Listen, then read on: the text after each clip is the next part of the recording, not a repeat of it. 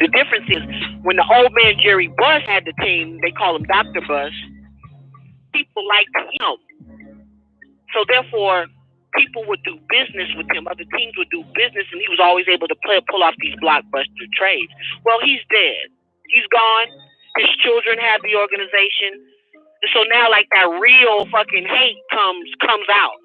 You know what I'm saying? Like, they like, Buss is gone. I can really hate on this. I can really bring out the fucking hate I always had. You know? So this is what happened. The 76ers, the Lakers played the 76ers on Saturday. Philadelphia 76ers. They have a guard named Ben Simmons who is very Magic-like, meaning in size, build, play, and the word is 76ers, but the problem with Ben Simmons, he can't fucking shoot. He can't shoot for shit. People leave him wide the fuck open, and he's scared to take a shot. But when you get him up in that lane, you get him out in that free open court, boy, he can do some magic. But he can't shoot the ball. This is something Magic was when he came into the league. They are the same size, the same build. Magic was not a shooter when he came into the NBA. He wasn't. He became a shooter. He learned he made himself better. Right? And so the 76ers, who want their player, who they think has that magic quality, reached out to Magic Johnson and said, we would like to set up a meeting between you and Ben, where you can talk to Ben, help Ben, you know what I'm saying? Elton Brand, who is the team president, or the general manager, Elton Brand used to play. So, like I said, everybody be hating on the Lakers because they scared, like that fine-ass nigga who might take your bitch from you. That nigga with all the money. That nigga with everything. That nigga with all the swag might take your bitch. And so, Elton Brand denies the interview. That makes Magic and the Lakers look bad, as if, again, they're tampering with players. They've already been penalized for so-called tampering, calling players' names out and shit like that. So Elton had to call Magic Johnson and apologize. He had to pick up the phone and say, I am sorry, Magic, for throwing your name out there. It says, this is being reported, Elton Brand called Magic Johnson Monday afternoon to apologize for insinuating that the Lakers had called unimpromptu to ask permission for Johnson to speak with the 76ers forward Ben Simmons. And that ain't what happened. 76ers called Magic. And this is why I'm saying to Daddy Ball, it ain't really wise to go at Magic. You have to know when to pick your battles. And like that nigga Donald Trump say, I ain't getting in no war. I ain't gonna win. And the fact is, LeVar, you ain't gonna win trying to fuck with Magic. He is the Magic Man. He is Mr. NBA. It's only 3 living motherfuckers on the planet who are symbols of the NBA. Michael Jordan, it's Jerry West, and that's Magic Johnson, who are literally the ambassadors for basketball. Period. You know why Magic is heralded as that? Because when he came into the league in 1979, he turned that league into a profitable league. Before 1979, the NBA, nobody gave a shit about. The NBA used to be seen on TV in tape delay. Tape delay. Okay?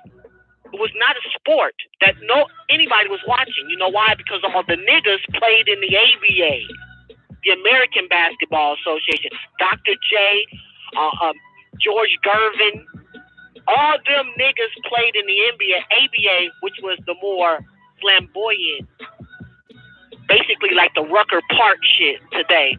That's what they were playing. So much of white boys playing in fucking NBA, even though they had the history, wasn't nobody checking for it until they drafted Irving Magic Johnson and Larry Bird. They made that league what the league is today. And then, of course, Jordan comes. He takes it to another level. So my point saying all that shit is, Magic is that nigga. Elton Brand found out and had to apologize and come out with a public apology. Daddy Ball, I'm telling you, stop that shit now, because you will ruin your son's capabilities of doing what it is he does well, which is play basketball. By attempting to shit on Magic Johnson and the Lakers, it's just not a good look. Because other executives will say, well, if you can do this shit to Magic and the Lakers, why should I take you on? Or your son? Why should I fuck with you? I'm just saying, you gotta know how to finesse some shit. Sometimes everything doesn't call for brute force.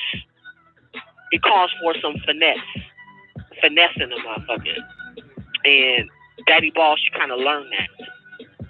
You might can stomp your way through the door and bust that motherfucker and say, I'm here. But once you in there, you gotta know how to play the game, because it is a game. It ain't just a game that's played on the court. It's a game that's played off the court. And those who can do both, comes the money, hoes, clothes, fames, riches, dudes. I was playing with that, man. But that's sports. One last thing before I wrap it up. Hard Knocks. Hard Knocks is okay. Hard Knocks is a football documentary show that follows football teams during the when camp starts and as they're working their way through. I think I like Hard Knocks. I haven't watched it in probably about 6 or 7 years, to be honest with you. I haven't watched it in a long time, but I like the concept of it. But they're looking for a new team, and they wanted to do the Detroit Lions. There's criteria to even be eligible to do it. Okay? For a team to even be considered for it. And here, let me give you the criteria. You have to be either have to have. Wait, if you have these criteria, that means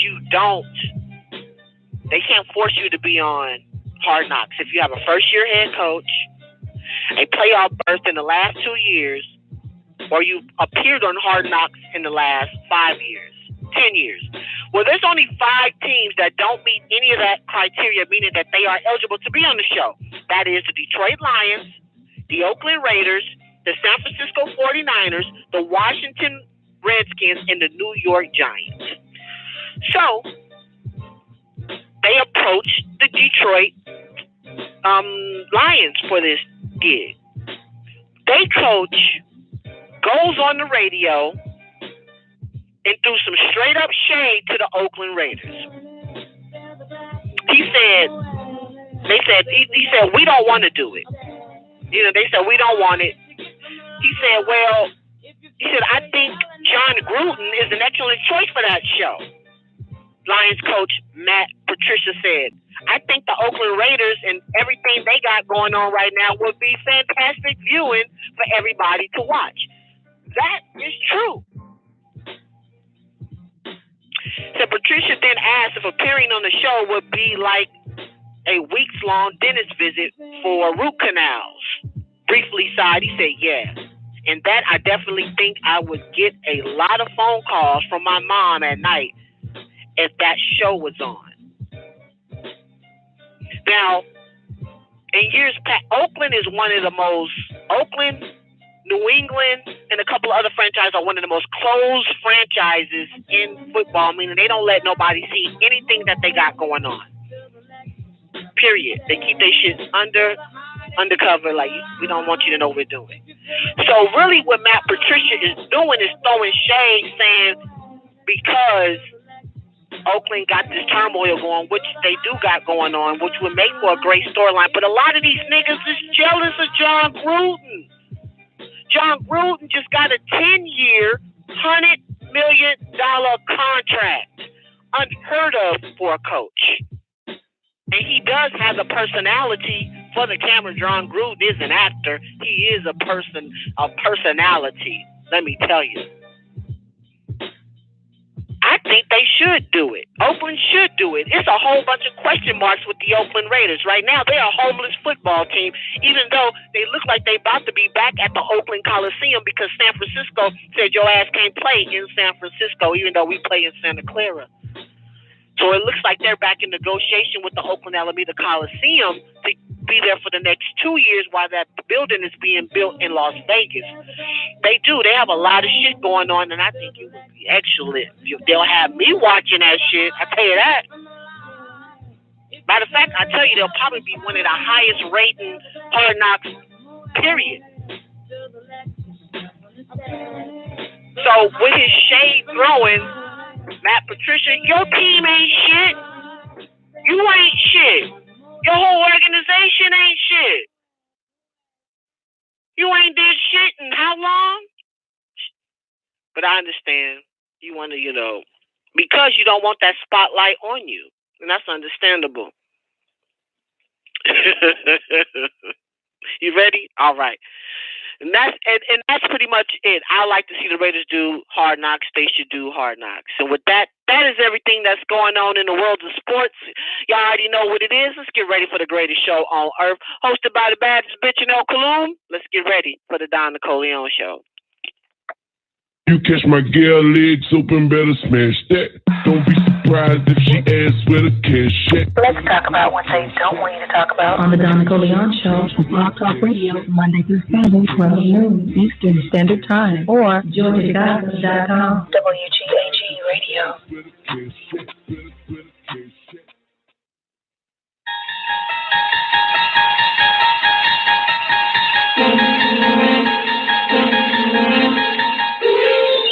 You unlock this door with the key of imagination. Beyond it is another dimension, a dimension of sound, a dimension of sight, a dimension of mind. You're moving into a land of both shadow and substance, of things and ideas. You've just crossed over into the Don NICOLEONE Show. Oh, yeah. Y'all already know what time it is. The moment that you've been waiting for. The one that you've been waiting to hear. The one that calls the set. Put your hands together for the baddest bitch in NICOLEONE. God, NICOLEONE. Hello, I'm in the love of the all, and all love is in me. I am a part of the all, and the all is a part of me. I am one with the all, and the all is one with me. I can succeed as a part of the all and fail as an individual. I can be all that I wish in the all as long as my wish is to stay in the all. I'm never alone. The all is, I am. The all can, I can. The all does, I do. Hello. Believe it, baby, man. Thank you, now. Welcome to the Don NICOLEONE Show, man. Always an honor and a pleasure to serve every last one of you. And it is Tuesday. Damn, man. We got damn shows just disappearing and shit, right? We're going to have to fill up Monday, Tuesday, back up, and Friday. Goddamn, that's coming soon. Get ready for on Friday nights at 9 o'clock, though, at night, again, Eastern Standard Time. The Art of the Game, Donald Trump. We're going to go through that book. Yes, we the fuck we are. No, the Art of the Deal. Excuse me, the Art of the Game. Thinking of Nefertiti surviving the game. The Art of the Deal. Donald Trump. Yeah, for those that are interested. Those that are not, I understand. You are certainly above me. You got your shit together. You are really making powerful moves. I envy you. Okay. Also, yeah, I think that's about it, man. I hope everybody having a great Tuesday, though, because tomorrow night it is Hot Damn Politics, hosted by Nefertiti, surviving the game every Wednesday night at 9 p.m. And what happened to me? Oh, shit, I think that's when I started goddamn zoning out. So I missed the whole, what do you call that? The State of the Union address. I don't know how far you guys got into it, but I did play a little bit. You're right, Thursday morning. The Don NICOLEONE Show. Played The Art of the Deal. Trump. Yeah, we're doing that book, baby. I know you into Ashtar and Anunnaki and holy tablets and all that type of shit, Zena, but in reality, bitch, you're a businesswoman. You do own your own business, which you have not disclosed what type of business you into, and you've been doing it for quite some time. And at times you hate, maybe I could be wrong, you hate dealing with the men. I can't remember that conversation you briefly gave us live on the show. You know what I'm saying? Because they look at you a little bit different when you have to do business with them. You know what I'm saying? That type of shit, if I'm not mistaken. Or you're going to hire a man so that you won't have to deal with a lot of the other stuff. Yeah. Oh, it's a man field. Yeah. It's a man field. And did you hire a man though? Did you hire any, ain't no such thing as a man, but did you hire any male human beings? Black women look at you different? Oh, okay. Well, I mean, they should, shouldn't they? They shouldn't look at you the way a man sees you, right? I hope they fucking do.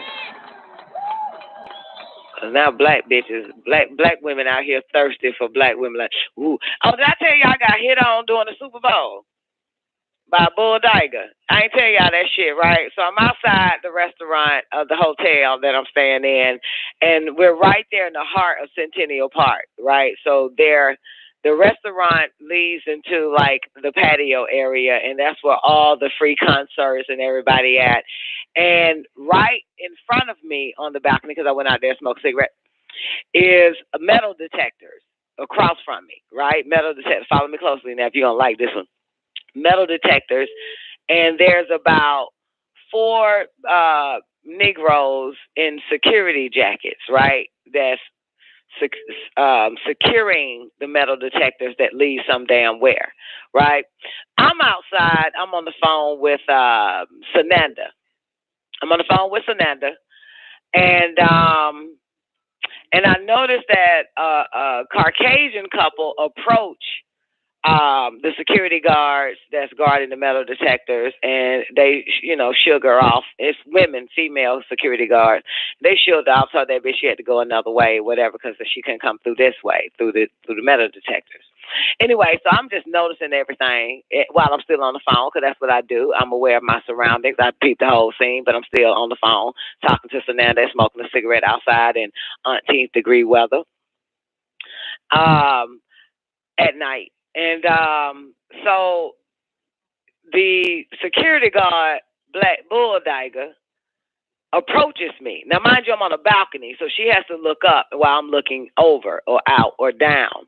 So she comes and approaches me and says some shit like, yo, man, I just want to let you know what I'm saying? You look real nice, man. I like your hair and everything like that. That type of shit, right? How she came, I'm like, goddamn, I'm just like, yeah, you look real good. Y'all like your hair and shit, And I was like, well, appreciate it. Thank you very much. We'll. And then I decided to go ahead and ask my curiosity question. What's those metal detectors for and who it's for? And she said that's for CNN to go through. There's a concert, what I'm saying? You happy to come to the free concert. I'm going to take you. You can go and get through the same metal detectors we guarding for CNN. Not CNN, ESPN. Excuse me. So she was like, look, Zena, the bitch was like, what I'm saying? We'll let you go on through, ESPN side. You feel me? If you want to goddamn check out, what I'm saying, the free concert and all that type of shit. And I'm still on the phone with Sananda. Sananda can't hear the bitch, though, kind of, sort of. And I was like, oh, that's what's up. I appreciate it. Now I'm tired. We're about to go on. So then, so here's the funny part, though, right? That's the first time I got hit on in a long time by Bull Diger, right? It made me feel kind of good. Just want to put that on record, you know what I'm saying? You feel me? Because if a dog want to fuck you, you done came up. You feel me? Like, if flowers find you appealing, then you already know, you know what I'm saying? If a rose be like, oh shit, look at that bitch there, or a dandelion, or anything that occupies a spirit wants to hump the shit out your ass, you in good you're doing something right with your life. Okay, that's in my head. Okay, but not in y'all's. Okay, let's move on. So anyway, so I'm back on the phone with Sananda and shit, and I was like, man, so now I just got hit on by a bulldozer. Sananda said, bullshit. I ain't hear none of that. I said, I swear to God, the bitch hit on me, man. The bitch bulldozer. I mean, the way she came to it, I hope y'all can imagine this. She was like, I just want to tell you, her hand moving and shit, old nigga ass broad. Hey, I just want to tell you, you know what I'm saying? I like your hair. That shit look good. You know what I'm saying? You look good too. Like that's how she was real life now. Like, so I'm telling Sananda and shit. What up, Minty? So I'm telling Sananda, I said, nigga, your mama just got hit on by a bulldozer, bitch. Got these black bitches finding me attractive around this motherfucking shop. This on the popping now. On the popping. Goddamn, I got these black ass man looking at her. Goddamn, want to hit. Shawty want to cut. What's up? Sananda was sick. She was done with me talking shit to her. Yeah, nigga. So anyway, that was my first experience since I was 25 getting hit on by a bulldozer. You know what I'm saying? So that kind of made my day, built up my confidence a little bit more of who I am. You know what I'm saying? You know, now I understand why most bitches look for compliments out and about in the streets just to make them feel like, you know, hey, maybe you're not a low-life piece of shit, piece of flesh. Maybe you are really attractive. Maybe someone really thinks you are beautiful. So I felt like that day. Like, well, damn. Well, maybe I am loved. Maybe I am wanted. Maybe I am appealing. Maybe I am attractive. Oh, shit. Oh, God.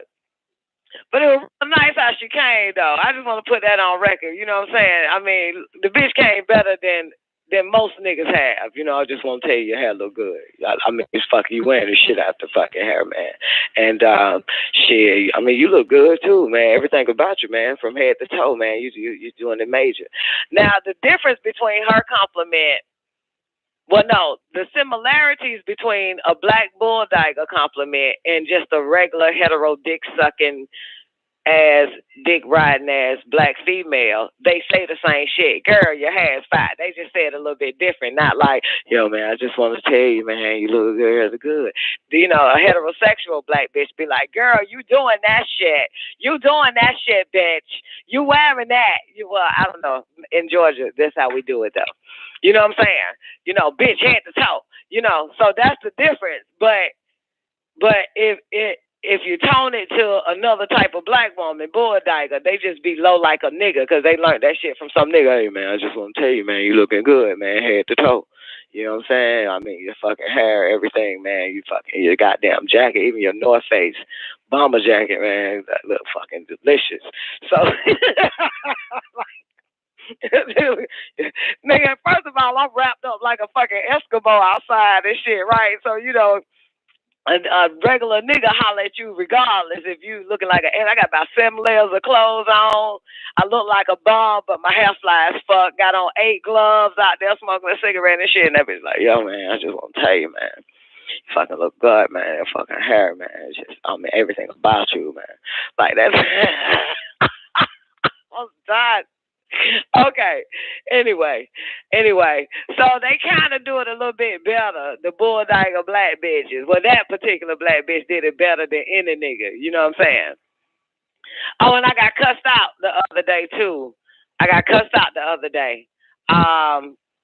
Just arriving at the dance school to do Beyonce Dance Diva. So we all get out the car, and here come this old black ass nigga out of nowhere, right? And he was like, "Excuse me."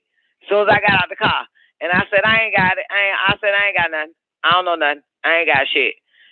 And the nigga was like, he said, older dude too, right? Older nigga too, a minty. And the nigga said, bitch, I was just going, no, he didn't say bitch yet. He said, I was just asking you what time it is, right? And I said, well, like I said, I don't know. I ain't got it. I ain't got no watch. I ain't got no time. I ain't got shit. But for the record, I got on my Fitbit watch. You know what I'm saying? It tells the time and also my steps, my heart rate, and if I want to exercise, ride a bike, and all that type of shit. Goddamn, I just hit that button on my wrist and boom. But anyway, so Warrior them gave him the time on the cell phone. He flipped it though. You know, so you know damn well that nigga asking me for some money. Because I'm just getting out of a fucking Land Rover Discovery. Let's put that on record. Anyway, So So then he crosses. He ends up after they tell him what time it was. He was like, "Fucking bitch." Oh, fucking bitch. He's just saying that shit like that, right? Oh, fucking bitch. Ain't nobody want shit from your motherfucking ass anyway, bitch. I said, that's why I ain't give you shit, because I knew, motherfucker, I'm psychic. I knew you was going to cuss me out any fucking way. Yo, no having nothing ass motherfucker, you. Yeah, that was my moment right there. But because I wouldn't, because as soon as he said, hey, can I ask you? I said, nah, nigga, I ain't got shit for you. I ain't got nothing for you. Can't do nothing for you, man. Fuck out of here. But this motherfucker cussed me out. Sure fucking did. Sure did. And I said, like I knew you would. That's why you weren't going to get shit from me. Not even the fucking time, fuck, nigga. Here's a watch on my wrist. Fuck you. That's what I said to that bastard. Watch on my wrist, fuck, nigga. Yeah. Yeah, because I got there saying, nah, nigga, I ain't got shit. Bitch, I'm about to ask you. I was just going to ask what time it was. No, the fuck you wasn't. You going to ask me for a damn dollar, fuck, boy. You ain't getting shit. I know what the fuck you were gonna ask me, nigga. Man, what the fuck you need to know what time it is? You a lowlife ass nigga. God damn it. You don't need to know what time. You ain't got nowhere in particular to fucking go. Nowhere to be at. Fuck you. Any goddamn way. That's my moments. That's my moments getting cussed out, though. I enjoyed every bit of it. Praise Jesus. Woo. Welcome to the planet Earth. Where are we? Okay. Oh, shit. Y'all ready to talk about this? Y'all ready to talk about this? I'm ready to talk about this. First, I got an update for Neff since she brought Jesse Smollett's story to WGAG Radio a couple of weeks ago. So Chicago PD unanimously doubt Jesse Smollett's story, but they're afraid to charge him. Chicago police doubt his claim that he is the victim of a racist, homophobic hate crime perpetrated in their city. But if you're waiting for the police to charge the Empire Star for filing a false report, don't hold your breath, because according to Mediate, some old news site, investors are nearly in unanimous agreement that Smollett's story is not true. They all know it. Ununanimous. Did I say unanimous? Ununanimous. Unanimous. Unanimous. Anyway, they all know his shit bullshit. And that even news and media outlets in Chicago don't even believe his story. So investigators poured over hundreds of hours of video footage along the route of Smollett, the route that he took from a Subway restaurant to a luxury high-rise condo. I didn't know that part. They could not find a single frame that shows the alleged attack. So they looked at all the footage, videos everywhere, on street light, on streets, and everywhere, on stores, couldn't find shit, right?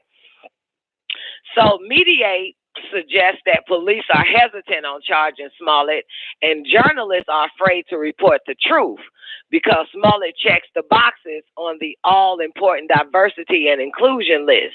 He's half black, liberal, and he's an openly homosexual. So here's what they say. The first thing you need to understand about this situation is that because of Jesse Smollett persona and the nature of his allegations, no one in law enforcement or the news media wants any part of publicly questioning his story. Everyone knows that if they make any sort of negative implication against a black, gay, liberal celebrity victim of a horrible hate crime, that they would be roundly and severely attack the police academy, regardless of whether they turn out to be correct or not. And Mediate theorizes that Jesse Smollett, 36 years old, is protected by a PC force field. Politically correct, I guess, force field, I don't know. That includes top cops, politicians, and news media outlets in heavily Democratic Chicago. It is very obvious that if one major news outlet in Chicago had the guts to be the first to openly discredit his story, the others would soon follow the leader. But because the risk of being wrong in this situation, there is just no incentive to take that dive unless the police finally make a definitive statement. And of course, one police source told a reporter that Jesse Smollett still refuses to turn over his phone records to confirm his story. Still ain't turned over his phone records until now, boys and girls. He turned over his phone records. And now here we go. However, when he turned over his phone records, oh shit, I gotta have a sneezing fit. When he turned over his phone records, right, the police is like, Chicago police said, wait a minute, this shit look like it's been redacted. His phone records, look, it's partial and redacted now. This motherfucker here. So Jussie Smollett, of course, has now turned over his phone records to Chicago police to help them with their investigation into the timeline of his alleged attack. But police say the records he turned over are incomplete and redacted. So the 35-year-old openly homosexual actor was allegedly assaulted outside his friend's luxury high-rise condominium on January 29th. He claims he was beaten by two masked men who allegedly poured a chemical substance over him and tied a noose around his neck while yelling racial and homophobic slurs. Police launched an intense investigation into the crime, assigning over a dozen investigators to work the alleged hate crime. But investigators publicly revealed that Jussie refused to hand over his phone records to help them with the timeline of his allegations. So yesterday, a representative for the Chicago PD revealed that they finally received the phone records that they requested 2 fucking weeks ago. And the Chicago police received limited and redacted phone records from the victim. That was a statement they said on Monday, Chicago Police Department. They said that these records will be analyzed by detectives and we will be in contact with the victim should additional information be needed. There it is now. Now, according to the rap, spokesman Howard Ludwig, usually when we ask people to hand over their records, they just hand over their fucking phone, period. Well, the police had asked for the Empire Star's phone records so they could confirm his claim that he had been on the phone with his manager, Brandon Z. Moore, when he was attacked. That's what he said. I was on the phone when it happened.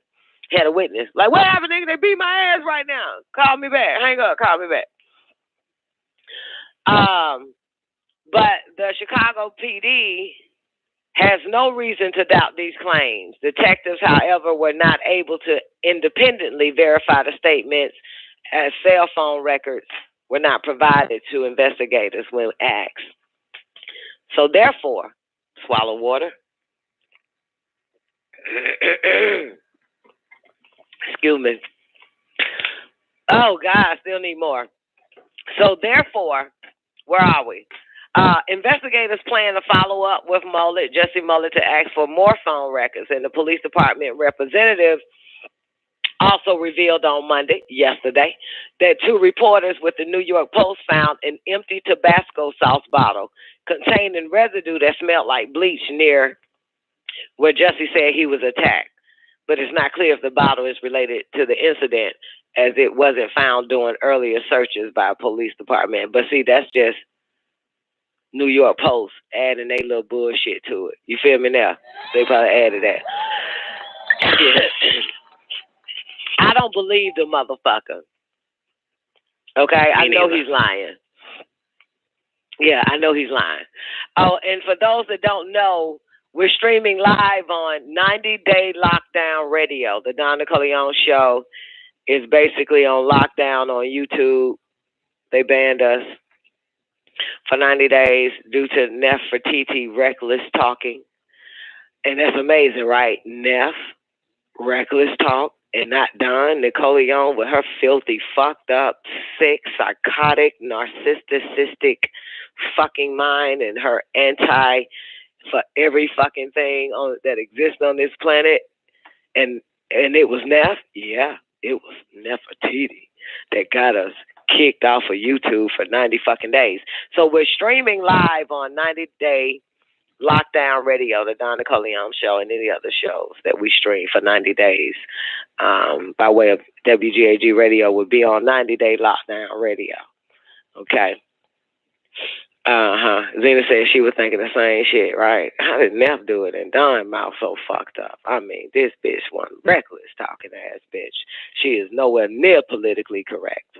She hate everybody, fat people, skinny people, ugly people, black people, white people, dogs, cats, animals, trees, monkeys, gorillas. She hate every goddamn thing. Ain't that a bitch? Yeah, so this is 89. Yeah, this is 89. Yeah, it's a countdown. So basically May. Shit, fuck it.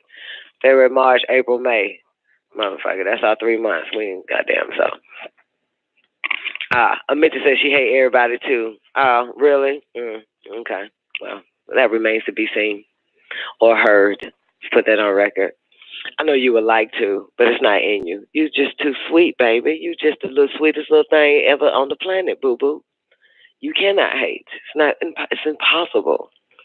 Only a few people are born with hate, and wear it well. Yeah, and wears it well. So now, what I want to talk about, goddamn. Well, I didn't see. Okay, first let me take it back. Of course, it's about Cardi B. I don't know if y'all are interested in having a discussion about Cardi B winning that Grammy Award. Neff and I have, and Neff went the fuck off on me on the phone yesterday, and I should have said save it for the damn show, so because y'all wouldn't believe me that, but the things that Neff has said. I mean, reckless as fuck on the private line. Okay, like God damn, bitch. So if I repeat what Neff said to me, you wouldn't believe it. You wouldn't believe it. You'd be like, nah, dog, you said that old sick ass, hateration ass, fucking hate ass, anti-Cardi ass shit. It wasn't Neff.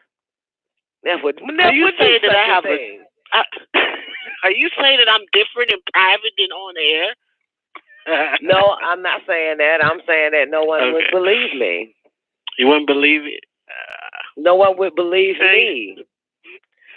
You might be right. They would swear I'm lying about your ass. Shit you say. They would be like, well, stop lying on that, bitch. We know you the evil one. We know you the fucked up, real bad one. Okay, okay, well, Neff, go on and say, okay, Cardi B, Grammy. Take it up. Go, take it, Neff. Say what you're going to say, Neff. Well, Grammy, I don't know what the fucking hoopla is about Cardi B that is Grammy-esque album. I don't get it. Okay, I'm gonna put it out there. I ain't listened to her album, so you probably can cancel me out because of that. For one, I've only heard shit that has been played in the after party. Period. That's the only things I've heard from her. I'm not into. I know the Bodak Black shit that you went 1 and 2. Of course, everybody know that, right? But all her other shit, I don't know. And as far as her artistry, I don't get it. I think she is a product of today's machine with social media, reality television, and her personality. I give her props for it because I like her come up. I'm always for a bitch who gets their come up. But as far as Grammy artistry shit, I don't get it. You mean to tell me her album has been better than some of the most iconic fucking hip hop albums ever? Is it better than even fucking Reasonable Doubt that came out in 1995? I don't know. Is it better? I mean, I'm just taken aback. I'm like, wow. But clearly it's her time. He's the one right now because they have their ones. They make their stars. So that's my whole thing about Cardi. I'll leave it there. Okay, bitch.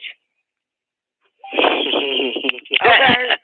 All right, well, I ain't got no problem with the bitch winning a Grammy or whatever. I had no idea that no other motherfucker has ever won a Grammy in hip-hop. That I didn't know. A Grammy. You know what I'm saying? In hip-hop. You know what I'm saying? I think that's what everybody had, like, you know, like, what the fuck? I mean, what about all the other great artists, hip-hop artists we had? Why the fuck her? So I think that's what it is, if I'm not mistaken, because I've seen people on social media, you know what I'm saying, said it didn't make sense because all the great rappers that came before her, you know what I'm saying, and albums, just like you know. So, okay. Yeah, so in other words, no rapper has gotten a Grammy. For album of the year, right? I don't fucking know. I have no idea. I mean, shit. If it's in the category, then a rapper would get hip hop album of the year goes to blah blah blah. So it can't be that. Right. It has to be something where she got the overall Grammy as the album of the year. Okay. Then, okay. You know what I'm saying? I guess I don't know. Whether it's hip hop, rap, goddamn pop, goddamn R&B, whether it's rock, heavy metal, country, I don't fucking know. Maybe she got that one. The best album of the fucking year award goes to. You know what I'm saying? Not the best hip hop album. The best album of the year goes to. So that means she must have beat out everybody that came out with an album, even Dixie Chicks. And I know them hoes ain't dropped the album in years, but I'm just saying. In country, pop, rock, heavy metal, whatever the fuck other genres Grammy has. You know what I'm saying? Right. She must have won that album of the year.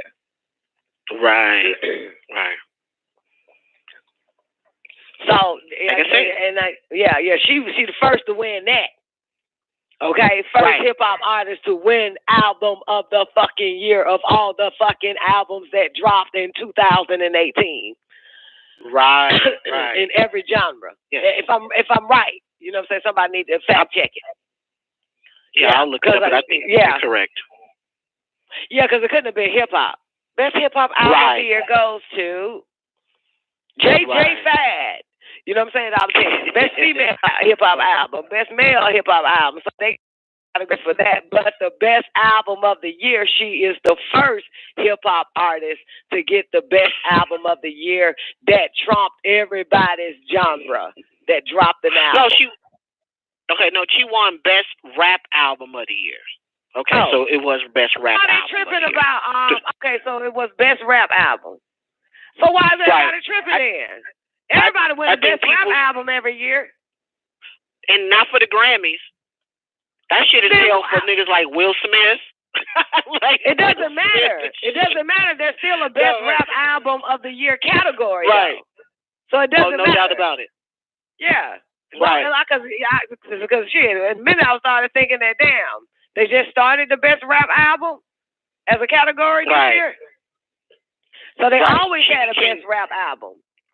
Yes, they have. She was just the first solo woman to ever win the rap album award, but she beat out some of the so-called greats, you know, whatever. Like who? I'll just use Jay-Z as an example, because that's the only person I know who's still rapping. Jay-Z dropped the album last year? Yeah, 444. Her shit was still better than his. Yeah, I'm not just her shit was still. I'm just saying her shit was still better than Jay-Z, so he dropped the 444. It was still better than his. Who else dropped the album last year? Who did they have her up against? Because you know they got to show you. Like, that's the question. You know. Right? Yeah, let's see. Yeah, somebody go grab that.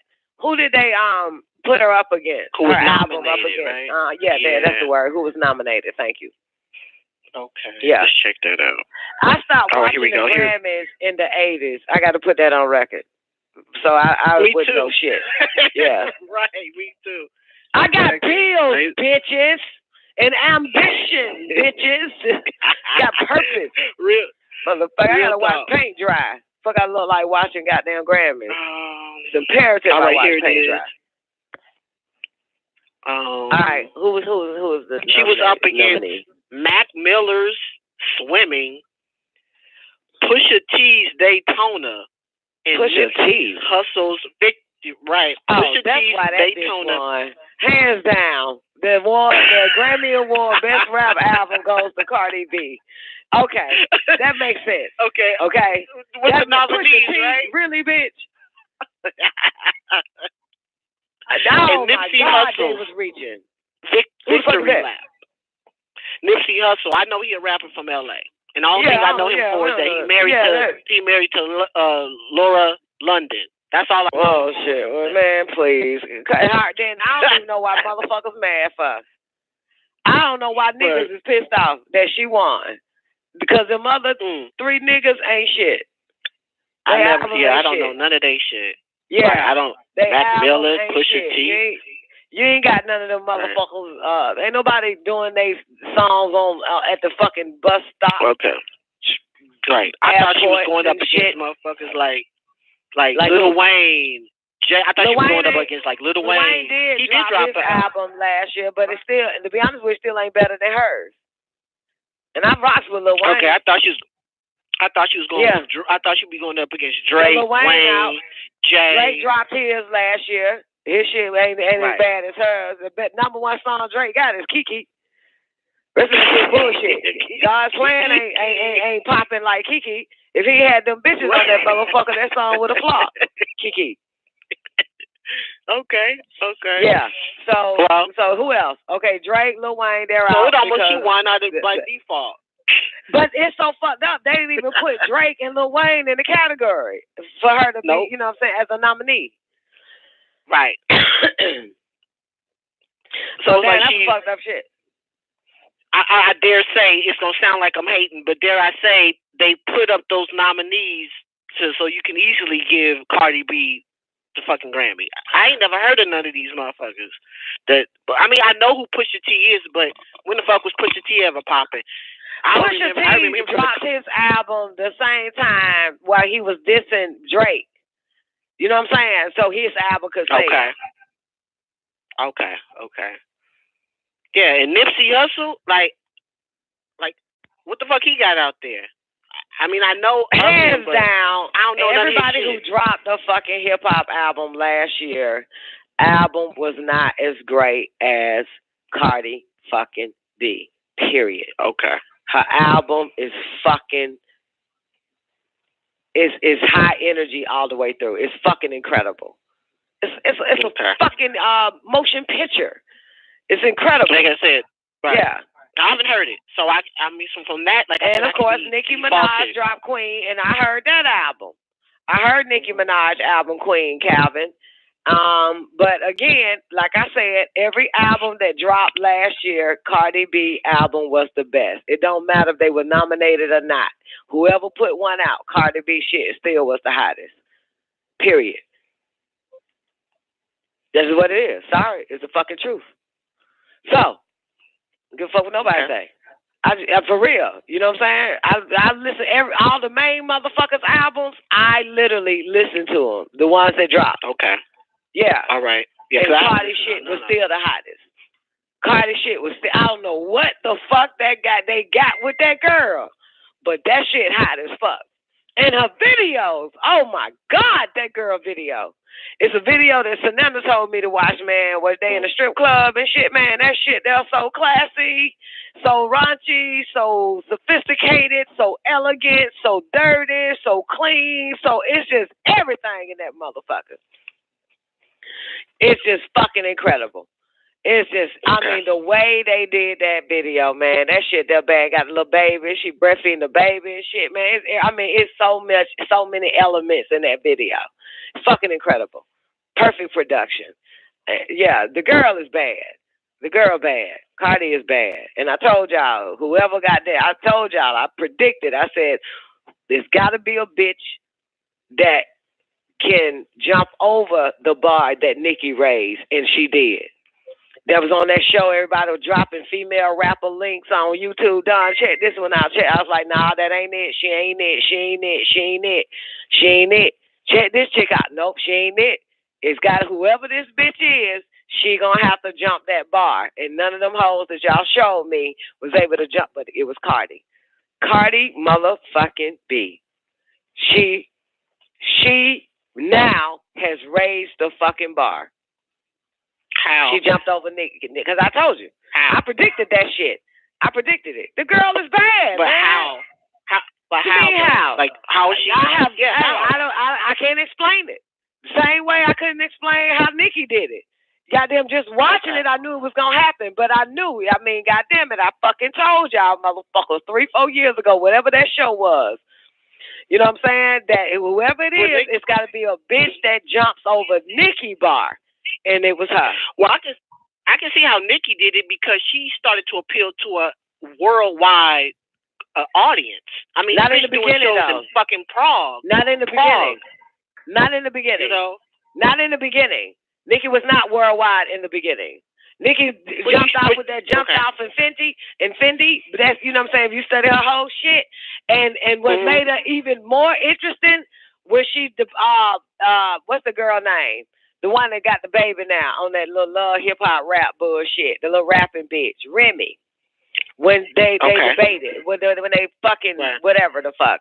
And Lady Luck or some old shit. I can't remember this shit. But, you know, because Nicki is, you know, but that's how she started. Because you know, once somebody give me a file on a motherfucker, I trace them back. And how they, you know, and watch their shit. And of course, the circle that I was in, that's when Deb had her and gave her the titties and what got her ready for Diddy. And from there, that's when she took off. She popped off quick. So I studied her whole little situation. You know what I'm saying? Mm-hmm. Yeah. So, but of course, you know, her videos had the element that you normally wouldn't see in rap videos. You know what I'm saying? That machine was behind her, and I knew then. I said, "Oh shit, this bitch just jumped up. It's gonna be a stalemate for a while, but it's gonna be another bitch coming, and whoever that bitch is can jump over that bar because I kept saying Cardi raised that bar. Yeah, Cardi worldwide. Cardi, fuck yeah, Cardi, all the Cardi, hell yeah. But Cardi got something. She doing worldwide tours. I haven't seen any worldwide. Don't interrupt me real quick. She don't have to do a fucking tour. The bitch is still worldwide. God damn. Usually you're in demand, like worldwide. It's worldwide, okay? She's still worldwide. The whole world knows Cardi fucking B, okay? But don't interrupt me because I'm going somewhere, okay? Because I only got a little minute of memory gigabytes. Or now I'm on meg, back at megabytes. Now I fucking forgot the element of Cardi B. You know what I'm saying? Now, Cardi has something that Nicki didn't have. Okay. You know what I'm saying? And that was personality. That was personality. I can't front. That's what did it for her. And she was already Instagram famous prior to being on Love and Hip Hop, prior to the world knowing Cardi B. She already had over millions of followers just by doing Instagram vids. And she kept it going. And she talks and talks and talks. And she has a beautiful, funny fucking personality when she on cam. You know what I'm saying? And now they took her personality and flying that motherfucker all over the goddamn world through social media. You know what I'm saying? She can talk about anything, even if it don't make sense to nobody. It's just the fact that you want to hear this bitch. Okay. Do you want to hear her rap? Yes. Do you also want to hear the bitch fucking just go on Instagram at 2 in the fucking morning? Yes. So because her personality is likened unto nobody else's personality. You know what I'm saying? And that is she has a fresh personality. That's what I'm saying. And that's what did it for her. Because they just love to look at her. When you study her, like Tiffany Haddish. Let me finish. When you study her on those white couches, talk shows, they just be amazed by this chick. Just study her. They just want to hear whatever fucking shit come out of her mouth. If you study all of that, they just love her personality. No matter what the fuck she says on that goddamn couch, it's funny. It's cute. You know what I'm saying? It's about as real as it's gonna get for America as Cardi B. You know what I'm saying? And for the world. Yeah, so if you study her whole shit, I'm not a fanatic. When I watch something, I watch to study the whole curtain behind it.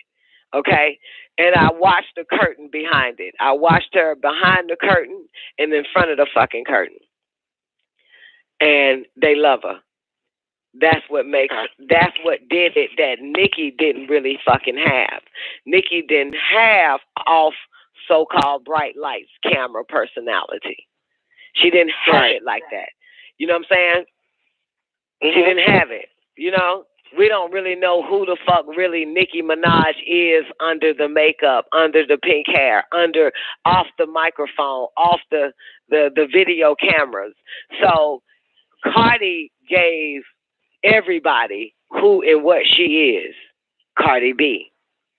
So that's what did it for her. Not just she a rapper. You know what I'm saying? Right. Yeah. Right. You know what I'm saying? So, right. That's what that's due to the social media, right? Right. That's because of the because she was popping on social media before you, and Love and Hip Hop and she all already that had shit. the babies. She had the younger generation way before we knew about the bitch. They always tuned into her live Instagram feed. Okay. Mm-hmm. And it was a smart move by Mona to snatch her up and put her on Love and Hip Hop, because then that boosted up VH1.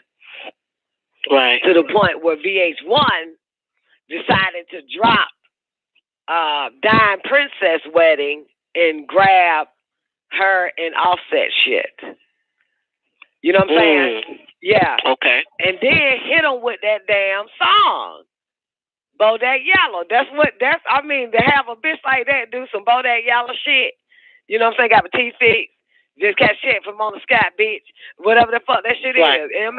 Just it's fucking incredible. Fucking incredible. It's just everything. Her whole machine. You gotta watch that video too. Goddamn, well, you probably ain't into shit like that. But I'm when it comes to entertainment, I have to continue to study the way it evolves or revolutionized. And to me, Nicki revolutionized hip hop in the female world and with videos. And then Homegirl took it. Cardi took it to a whole nother fucking level. The music, the video, the color, the dress, the hair, the personality, all of that took it higher. So whoever the next bitch is, boy, it's gonna be hard to top that.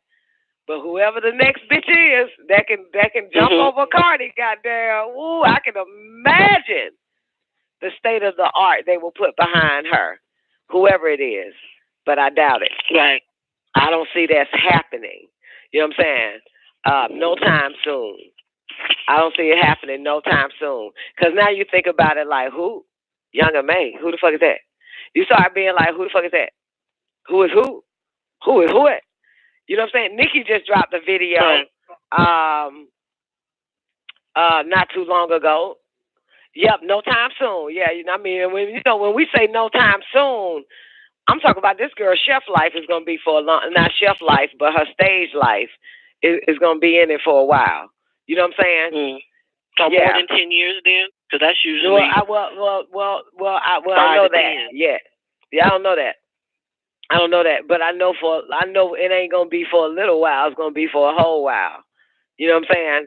Because, the girl is incredible. On and off. Okay. She's incredible. And to be honest with you, she is what's needed. She is what's needed. You know what I'm saying? From what standpoint? From this generation. This generation standpoint, because I'm going to tell you something about music. Music brings age generations together. Her music did that shit, not Nicki. Even my mother, I told y'all, goddamn it, my mother, I called my mama one day. And I was like, Mom, what's up? She said, man, I keep waking up out of my sleep, man. I keep dreaming the same shit. Every time I go back to sleep, I dream the same shit over and over again. Cardi B, the bitch stay in my dreams. You know what I'm saying? Now, my mom is a 1940 bitch. I'm a 70s bitch. My two daughters is 90, and I got one in the fucking millennial. It brought all generations together, and you can always tell what type of music or artist or machine that can bring every generation together. She did it. Lil Kim didn't do it. Okay, right? I don't know who the fuck that bitch is. Okay, right. And Lil' Kim didn't do it for me either. I wasn't listening to Lil' Kim. You know what I'm saying? Right. All right. Right. Me neither. My 13-year-old. So we didn't. My whole generation, from my grandmother that was still living, my mother, me, and my daughter, Lil' Kim, did not bring us together. You know what I'm saying? Her music, and I'm just using her as an example. So when anytime you have an artist or music that comes out that can bridge the generation gap, that's the one. She bridged the generation gap. They call it a transcendent artist. They transcend time. It doesn't brought matter. them all together. Family of generation, no matter what it is. It could be an old grandmama right now, 90 years old, with a 70-year-old daughter that has a 40-year-old daughter that has a 20-year-old daughter, and they all would be rocking to Cardi B. She bridged that shit. And this is the first time ever in the history of Harpo Production, a.k.a. Oprah Winfrey, that literally takes her time out and say, I rocks with Cardi. Out of everybody that existed, from Queen Latifah to goddamn Moni in the fucking middle, to Trina, to whoever the fuck else, to Sister fucking Soldier, Oprah ain't said shit. But says she fucks with Cardi. And of course, never mention Nicki. Never mention any of that shit. And Oprah is set in her motherfucking ways. That's one bitch that's set in her goddamn ways. She ain't budging. And one genre she can't stand is hip hop. She says she rocks with Cardi. Yeah. So it's a huge difference. And that event that Cardi threw that shoe at Nicki, some old goddamn designer big ass event, they got her ass on the front page now. Paid her front page at that particular designer event. A lot of people were saying it's over for Cardi. Gonna do act out like that. That same event, whatever fashion company it was, designer company, got on the front page this week or last week. On the front cover, rocking they shit. Yeah. So, you know what I'm talking about? Right. But she bridged the gap, so you can always tell by that. You know what I'm saying? And yeah, so that's how you know that's a force to be reckoned with right there. The generational gap. Right. She did it. And that's hip hop, because not all motherfuckers like hip hop. You know what I'm saying? So yeah, your child will be listening to one artist, you listening to another artist, your other child listening to another artist, and your nigga listening to another. I mean, like, ain't nobody, you know what I'm saying? She did that shit. She did that. Yeah. It's incredible. Okay. Yeah. And they got a serious good machine, a powerful machine behind her. You know what I'm saying? Some great fucking writers. You know what I'm saying? That I mean, she got the whole team. She got some great writers, great designers, great set. I mean, she got everybody. The bitch bad. She got a serious, great creative team. You know what I'm saying? She got that shit. Okay. Yeah, because her songs are fucking awesome. And her videos is fucking incredible. The album was great. Yeah, so. Okay. I take your word for it, because I haven't heard it, so. I mean, you got to hear it. You can just see it in the masses. You can just look at the masses. But the masses is there. Yeah, but the masses is there. Yeah, but it bridges the generational gap. And the girl bad. You know, and she's not overrated.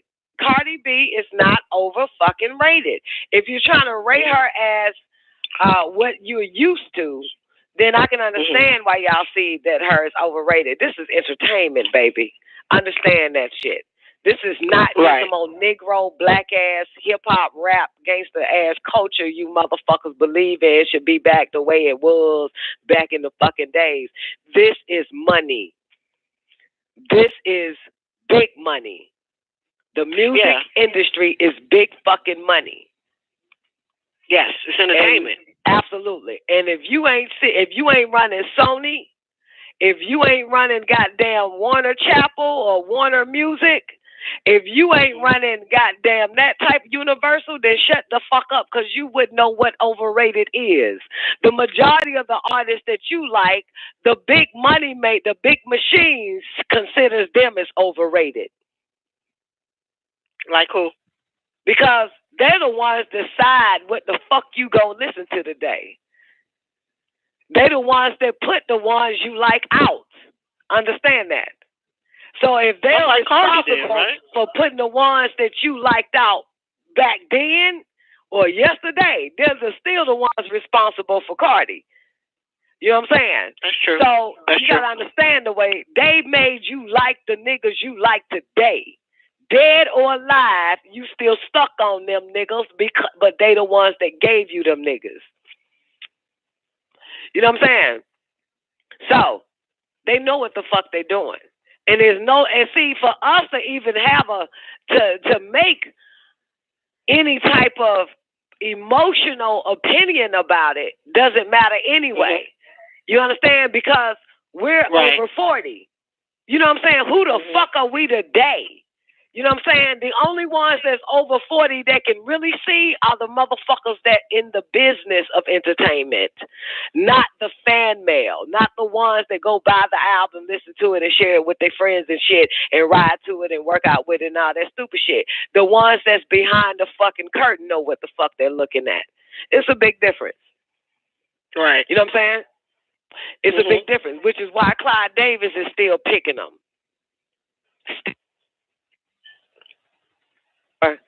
Like your baby right the fuck now, and you gonna say that whatever artist Clyde pick, you gonna still say that bitch would be overrated. Ain't nothing like she or her, whatever that girl is, or Monica or Brandy or whoever the fuck. And who gives a fuck? If nobody gives a fuck about us, our era is over. Okay, you know what I'm saying?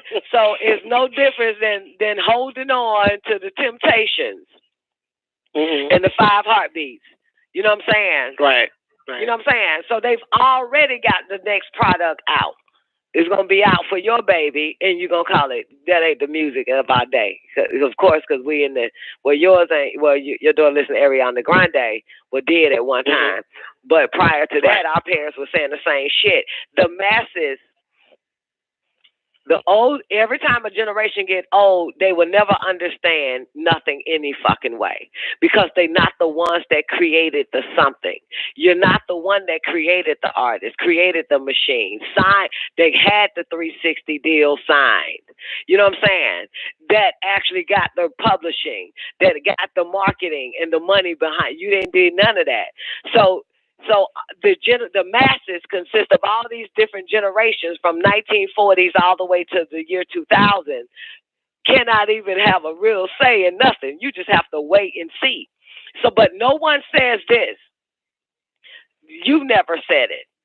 Self-Guided never said it. AW never said it. No one has ever said it.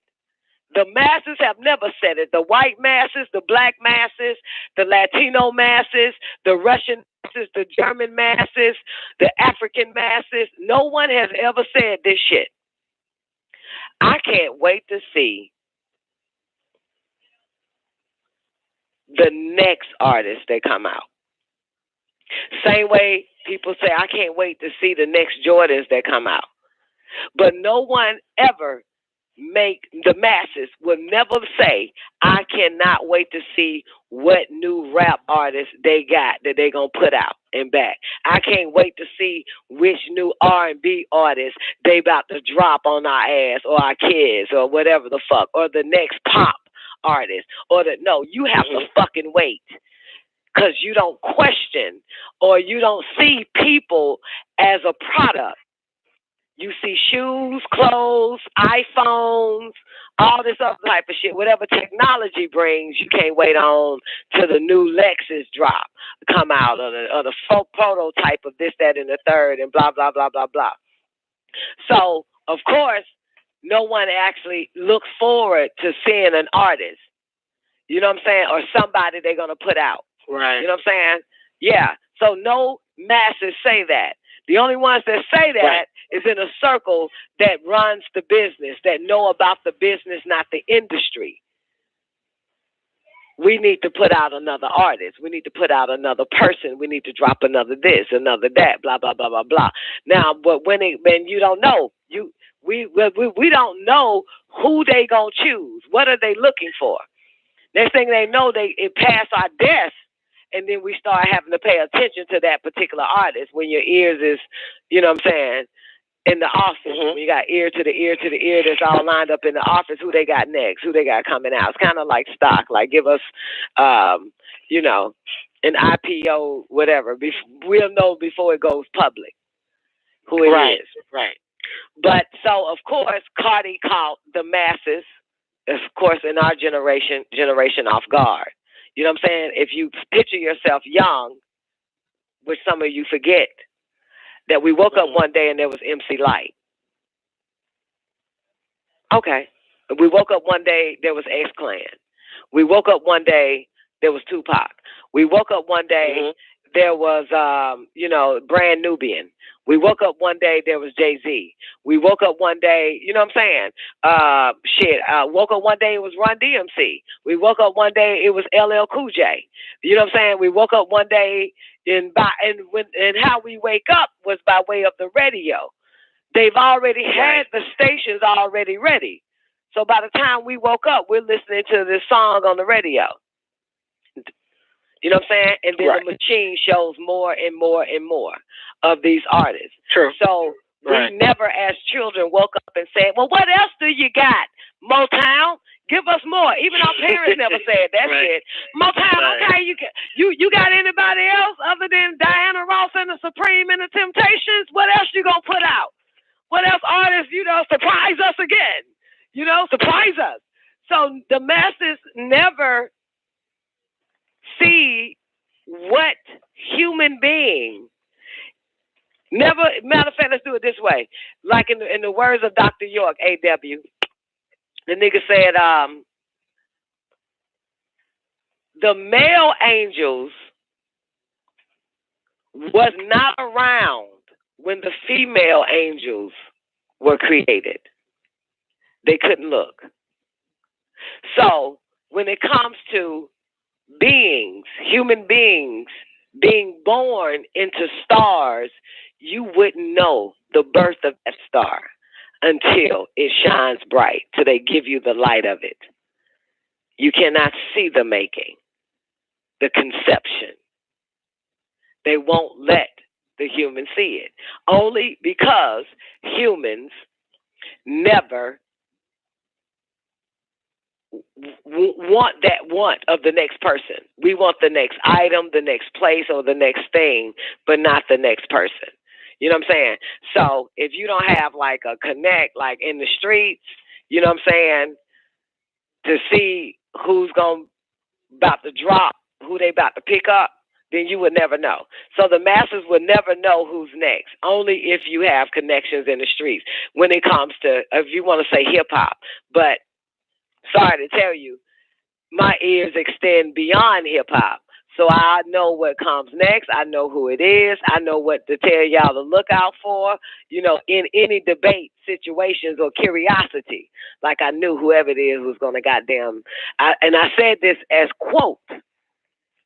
I said, whoever jump over, I said, none of these bitches out here can jump over Nikki Barr.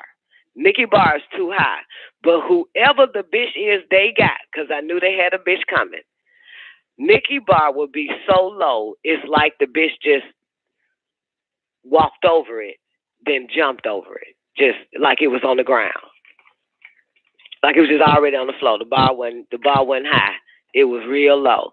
And she made that shit look real fucking low. Yeah. So, but Nikki need to keep doing what she's doing, you know what I'm saying? But I can't lie, man. Nikki write her shit. Nikki need machines. Okay? Nikki need machines. Okay? Great, you're great. You write all your shit. We're proud of you, baby. But one thing I always demanded and requested, AW, from the hip-hop Negroes, of the hip-hop masses, is that they have to break the spell of they don't write their own shit. Well, they write their own raps. They have to break that. This is the music business. Okay? This is the music business. Fuck that old street G-code hip-hop bullshit you niggas believe in. I've always said that, right? Self got it. They need to get over it. And I did say whoever this bitch gonna be, she gonna have that writing machine. She gonna have that writing machine. Because you gonna have to have that shit. You know what I'm saying? Which makes Beyonce, as great as she are, all her music, this bitch got damn near over 5,000 writers. You know what I'm saying? Celine Dion, Madonna, everybody got fucking writers. But when it comes to some old nigga street credibility genre, it's like you lose your credibility because you don't write your own shit.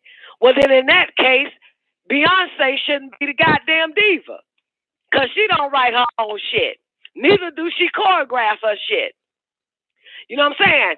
But I'm glad that it was her that ain't afraid to show up and tell you motherfuckers, I don't, but you like every bit of it. You know what I'm saying? You love every bit of it. The bitch is a deliverer. She can deliver what someone else wrote, and that's hard to find, a deliverer. Of course, you can write and spit your shit, but it's hard. It's like an actor. If I give you a script, you'll be a terrible actor delivering it. But then there are some actors that can own the words and make you fucking cry.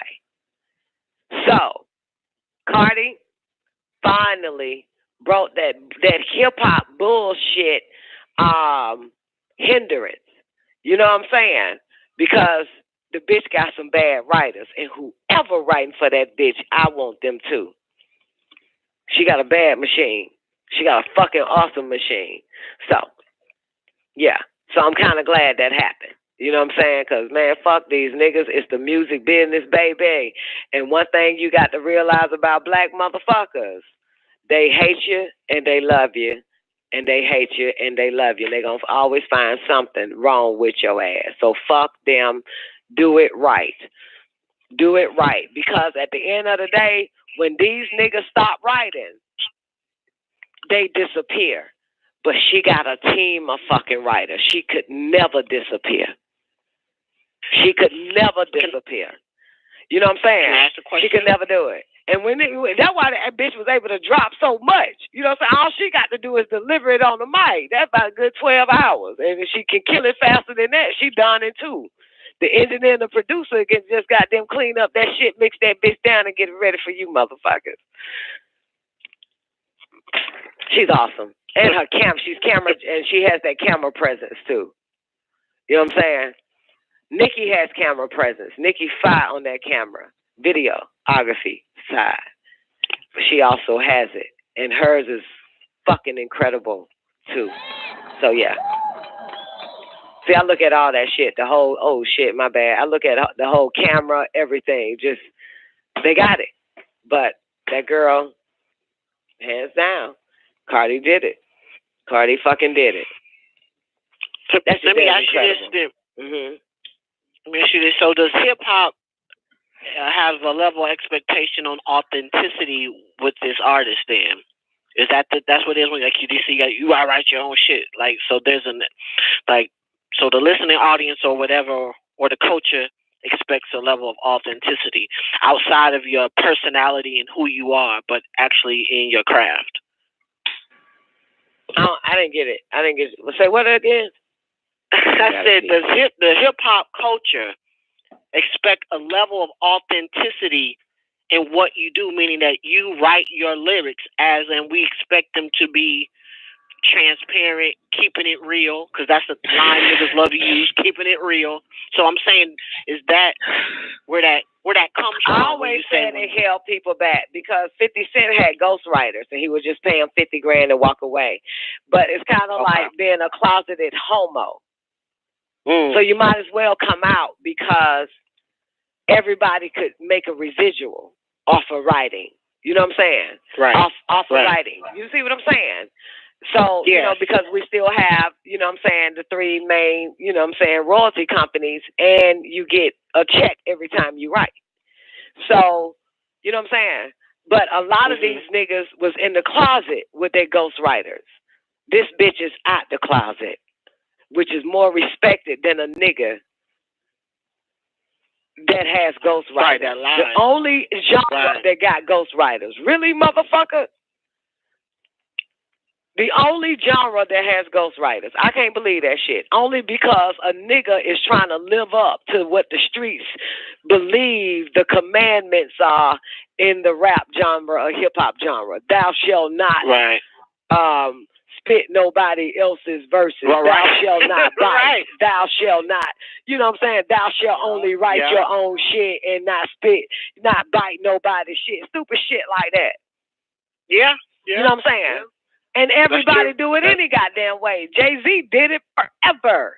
You know what I'm saying? But it made him big. Made him big. Yes, you know what I'm saying? He bigger. He the biggest nigga in hip hop. He's like the godfather now of hip hop. Right.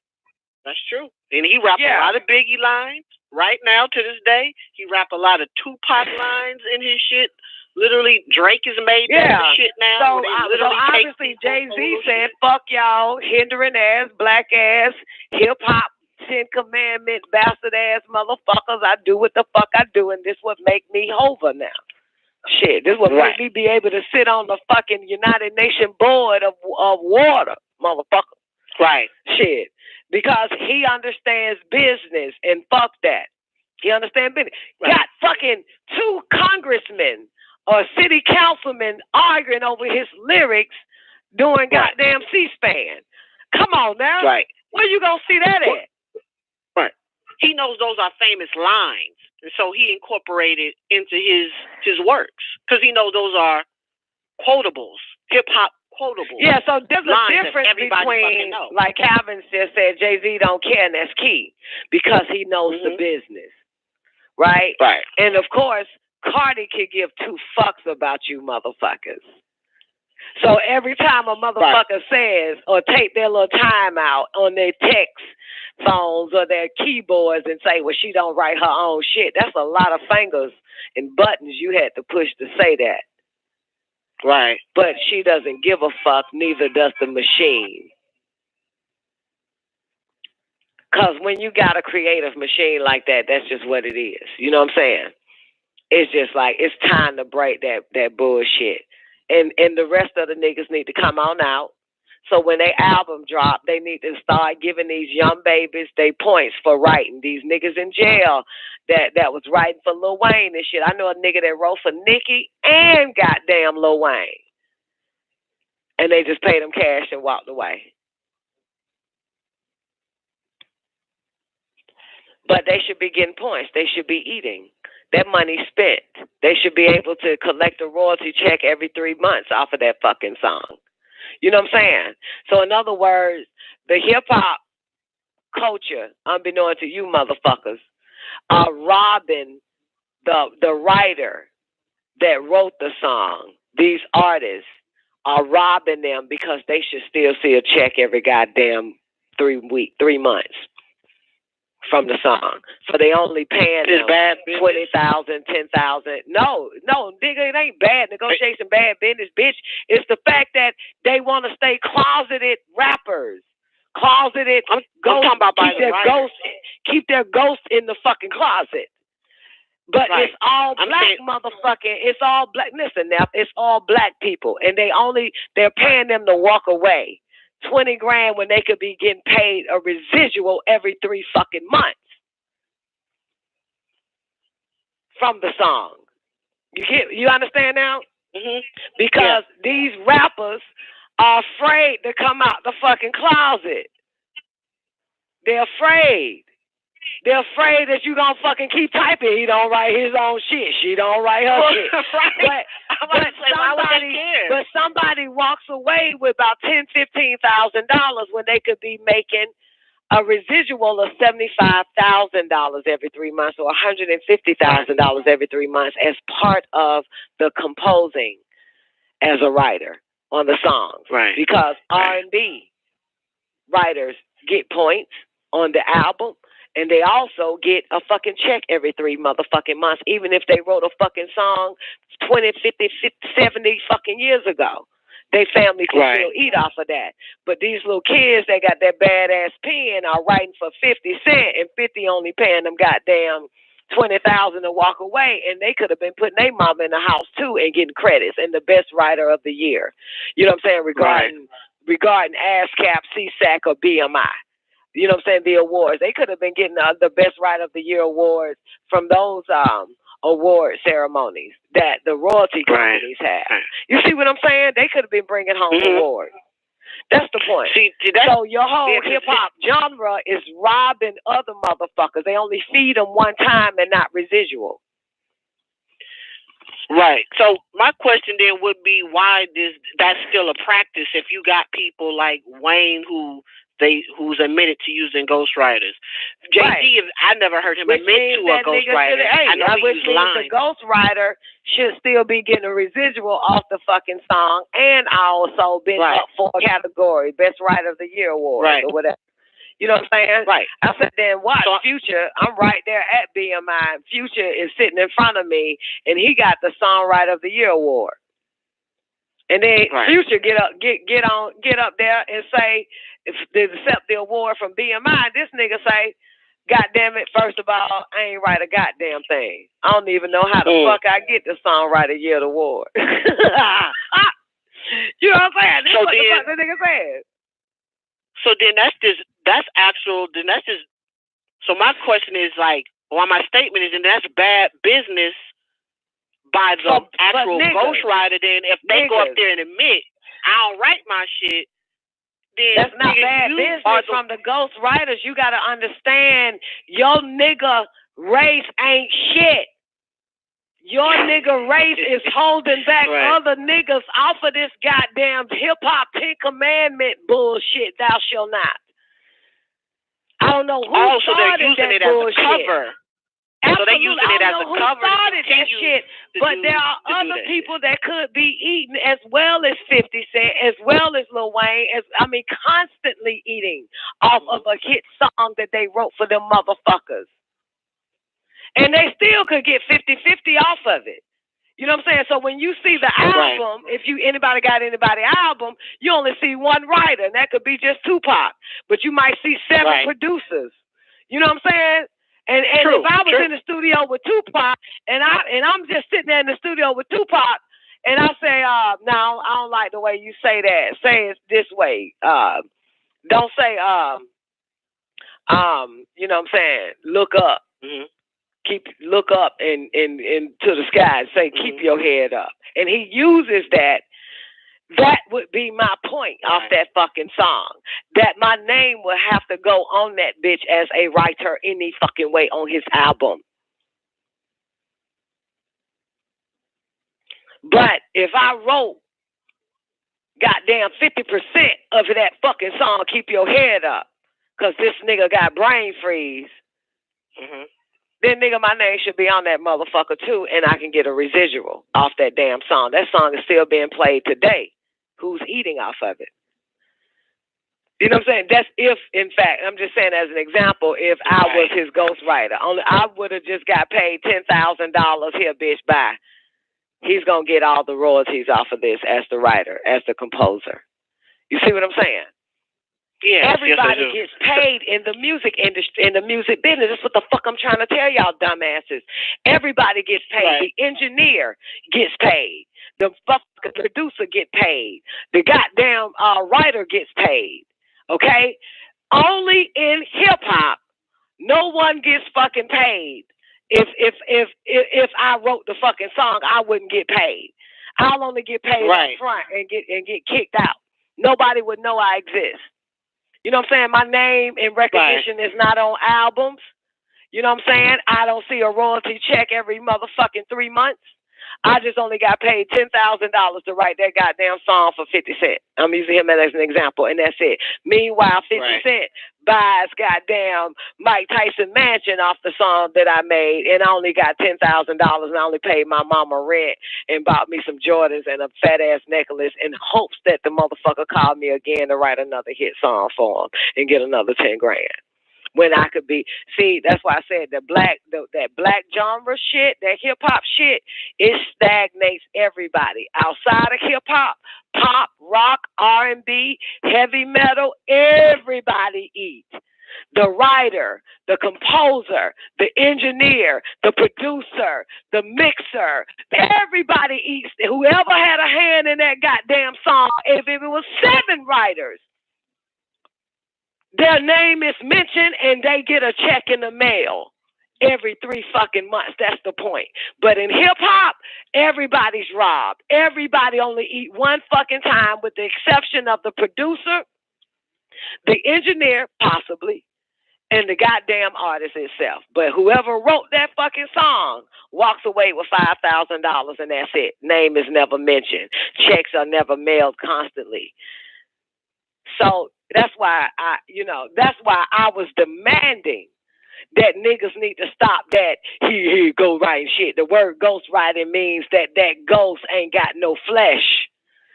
It's not made flesh and blood. It can't eat but one fucking time. And it's wrong. It's wrong. You know what I'm saying? It's wrong as fuck. Everybody should eat. Everybody should be constantly seeing a check. They should also be at the Grammy Awards or Hip Hop Awards or at the ASCAP, CSAC, BMI Awards getting their Writer of the Year award because they wrote it. It should all come out. It should all be written on albums and songs, every fucking thing, on albums, singles, LP, EP, whatever the fuck. Their name should be mentioned.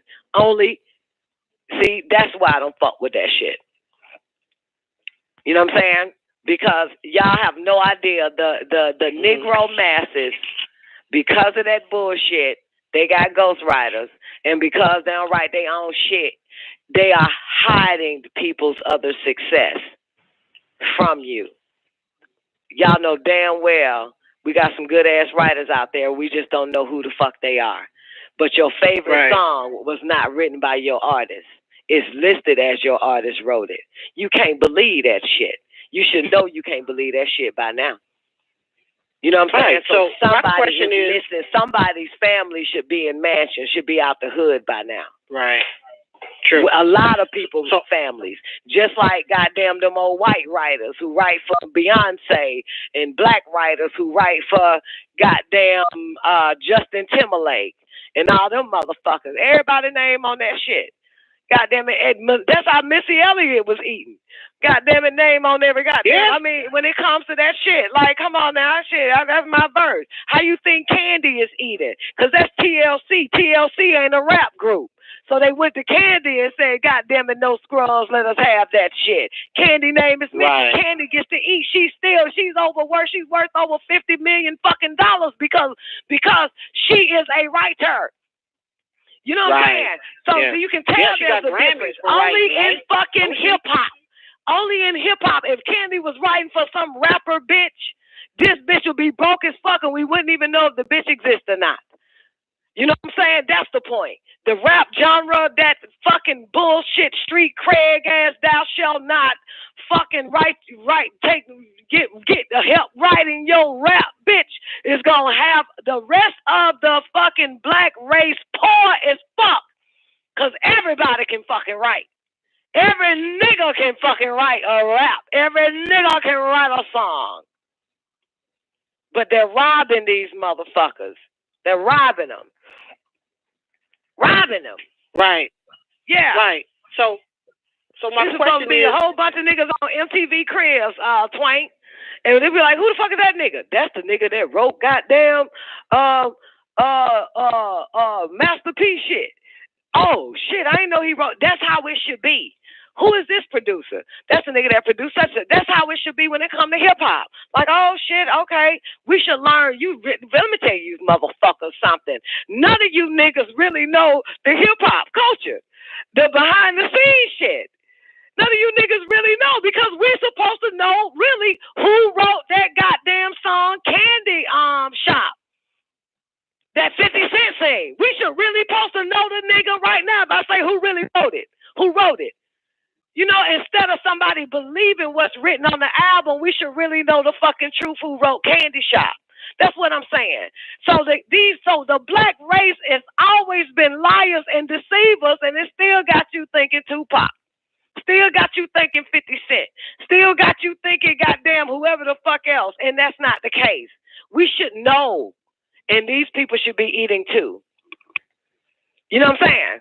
These people should be eating. That's all I'm saying. So yeah, your little black rappers you love so much is holding back other families and keeping them in the closet and only paying them a nickel for the fucking song. When they should be getting points off that motherfucker too. Every time that shit on rotation, every time Pandora plays it, every time Spotify plays it, for real, all that shit, they should be eating too. That is my shit. That's how I see that shit. And that shit got to stop. So now, with Cardi B, who don't give a fuck about this nigga shit, her whole machine is eating residually. And that's good to know. Then one time. Then at an all-you-can-eat buffet, and then that's it. I don't know how you going to eat again once you no longer full. So they all get that shit. I hope their names on her album. You know what I'm saying? Yeah, okay, Cardi B promotes her writer. See what I'm saying? So come on now. So to be honest with you motherfuckers, I think the bitch deserved the album of the fucking year. And she even promotes her writer. So the bitch is keeping it real, then all the rest of these niggas dead and gone, currently or one-hit wonders, has never did promote their writer in the hip-hop genre or gangster rap, whatever the fuck that shit is now today. Because I ain't never heard no shit like that, Amity. You know what I'm saying? What rapper you know promotes their writer, baby? So that means her writer gets to eat. So if she eats today, her writer gets to eat tomorrow.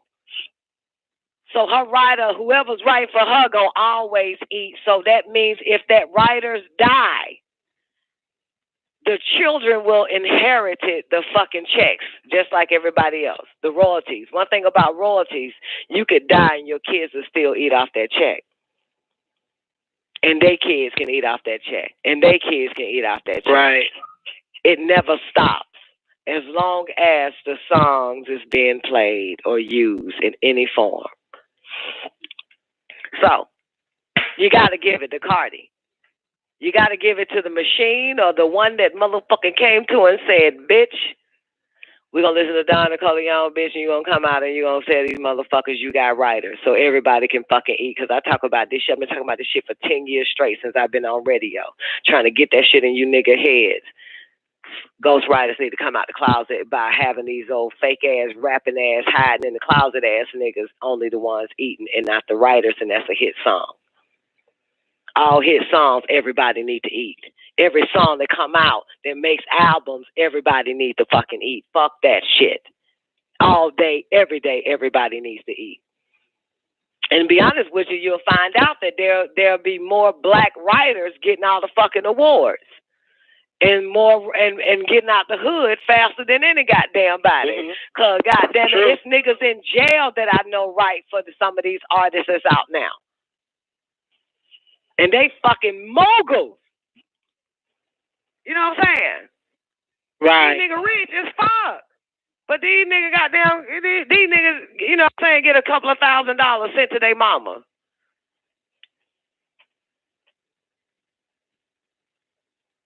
That shit don't make sense.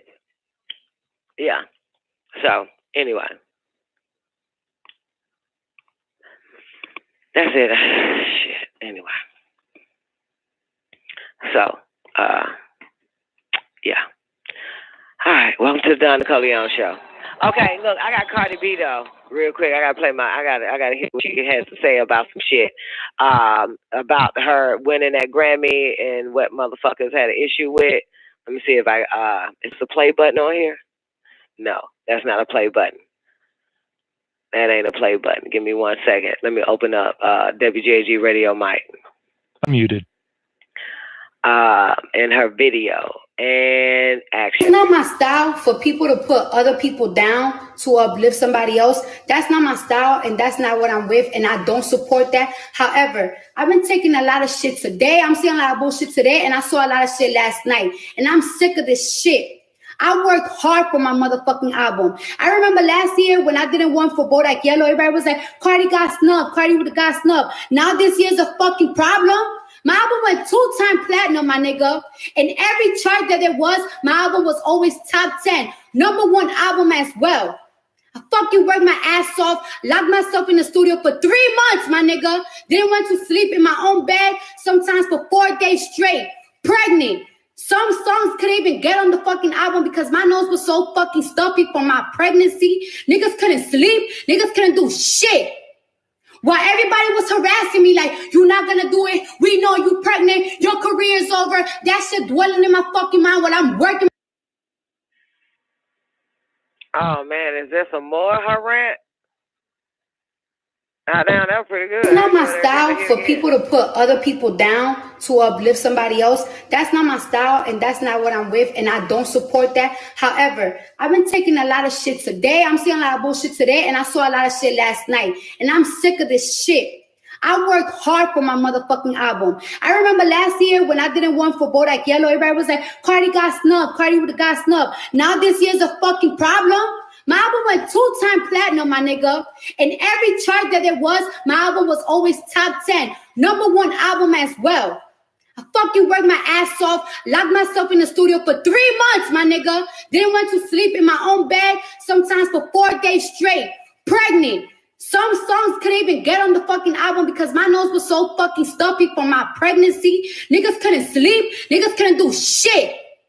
While everybody was harassing me like, you're not gonna do it. We know you pregnant. Your career is over. That shit dwelling in my fucking mind while I'm working. It's not my style for people to put other people down. She said that shit dwelling in my fucking mind while I'm working. She said that shit dwelling in my fucking mind while I'm working. You can't do it, bitch. You pregnant, goddamn. That shit dwelling in my fucking mind while I'm working. All that bullshit y'all saying.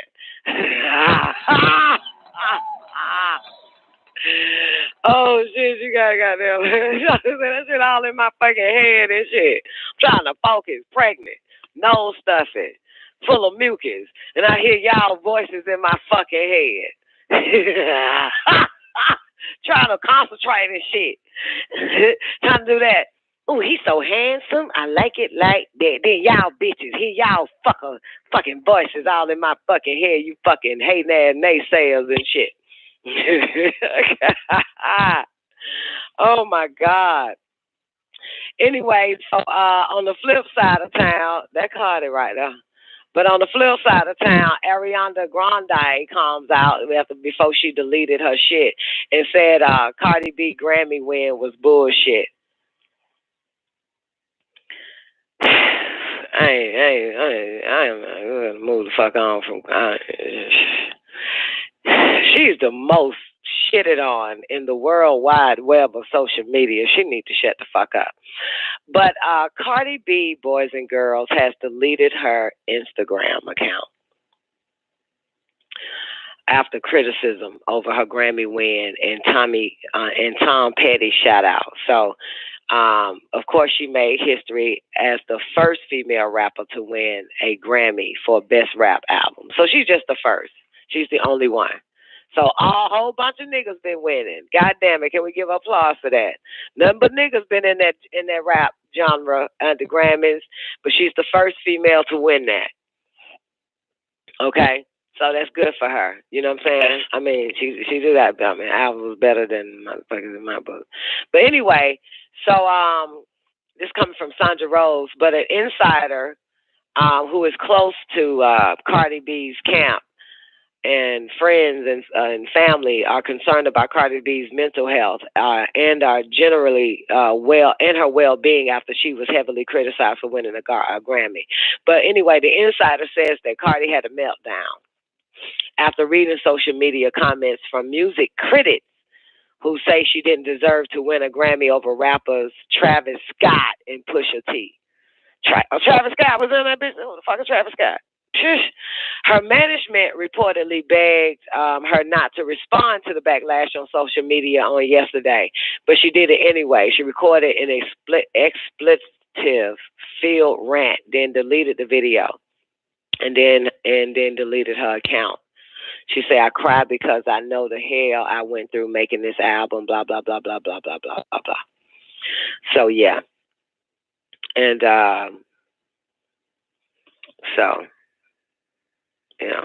Oh, and she read, I don't know who the fuck Tom Petty is, but Tom Petty sent her something. "You got a heart so big it could crush this town," Tom Petty. And who the fuck? Tom Petty and the Heartbreakers. And the Heartbreakers from the 80s. Oh, that's so cute. I told you that bitch got generation. She filled that bridge, that gap. Well, good, interesting. I would think she wouldn't give a fuck about what people on the social media had to say about her. Like, who are you? Like, why would you give a fuck? You are where you are. Well, I mean, it does take a toll. You know what I'm saying? Especially if you haven't, expected what was going to happen at the Grammys. You wasn't prepared for a motherfucker to hate on you. Who would be prepared for that? You know what I'm saying? Like, that's shit. That's a part of the reality. That's not a part of a reality if you just showing up, focus on making sure you goddamn live to goddamn sit your ass down on the fucking Grammy and watch the damn show and you pop up and you fucking win. You know, it's not like paired. The majority of people don't get up and do it themselves. And okay, I just want to let y'all know this was unexpected. I'm the first female writer, female artist, you know what I'm saying, to get this shit. So I already know Instagram and all the rest of you motherfuckers gonna hate like fuck on me, and I'm ready for it. Bring on the hate.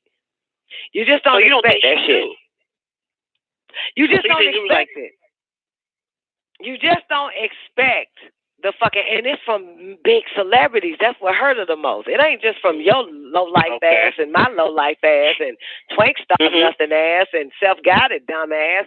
It ain't, no, these are big ass motherfuckers coming at her for that shit.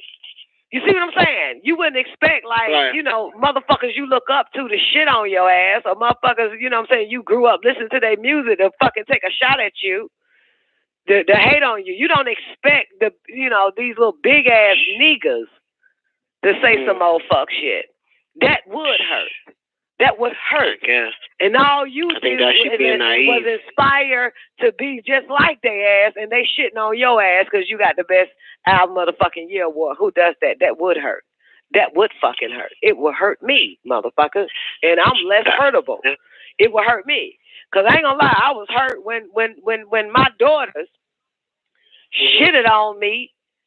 Goddamn, when I said I'm gonna start teaching a Beyonce dance class, and they all out, that hurt me. That fucking hurt me like a motherfucker. I didn't expect that. Maybe from you motherfuckers, yeah, but not motherfuckers that are, you just don't expect, motherfuckers in your camp, motherfuckers you with, motherfuckers you done seen, motherfuckers that want to work with you to turn around and shit on your fucking ass on social media. You just wouldn't expect people who you've come to know and you was watching your whole life, and they finally bring you a seat at the table, they shit on you because you got that shit. I understand. That shit would hurt. Right. You know, you already know a whole bunch of low-life motherfuckers with a social media account might have some issues with it, but you wouldn't think that, you wouldn't think that Snoop Dogg would say something, would you? You would think that Snoop Dogg would you would think that even all the men that's been rapping, you know what I'm saying, before this bitch was born, they got Grammys and albums and platinums and shit, would congratulate this bitch. She really hurt because of the fucking niggas. They jealous. You know what I'm saying? It's still gonna show that. It's still showing that. That's what hurt her. I'm pretty sure Ariana Grande shit ain't did shit to that bitch. Make that bitch just go on and goddamn put her eyelashes on. Well, she said, but I bet it was them fucking niggas. You know what I'm saying? Because remember now, not we as women, but some of us, we want to be better than the next man, not the next bitch. Or we want to be accepted in a man's world to be looked upon like, bitch, you got it. We give you the respect now. And what they did to that girl was shit on her. Did she naive? Did she naive then? Like I forgot that you're immune to shit like that. You know what I'm saying? But no. I mean, mind you, no, listen not now. at all. What is the I'm just saying, what is the culture of hip hop? What is the culture of hip hop? What is the culture? What did it start with? Who dominated that shit? Answer those questions. Who dominated hip hop? Men. Okay, and let me do it this way. And if listen, let me tell you this: if you ain't never been a female rapper, you wouldn't understand. But let me tell you something: I've never rapped in front of no bitch. I rapped in front of Too Short. I rapped in front of goddamn 8Ball and MJG. I rapped in front of goddamn Andre, Big Boy. I rapped in front of goddamn Wade, Rico Wade ass, Organized Noise. I rapped in front of CeeLo Goody. I ain't never rapped in front of Nan bitch. Because in reality, only a nigga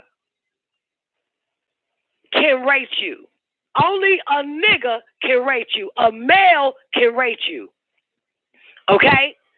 Can say whether or not, yo, that shit is hot, bitch. Let's work. Let's do something. Here's my number. God damn it, put you in touch with such. I'm sorry. I have to explain this shit in a way where you won't have to be taking shots like words like naive and shit.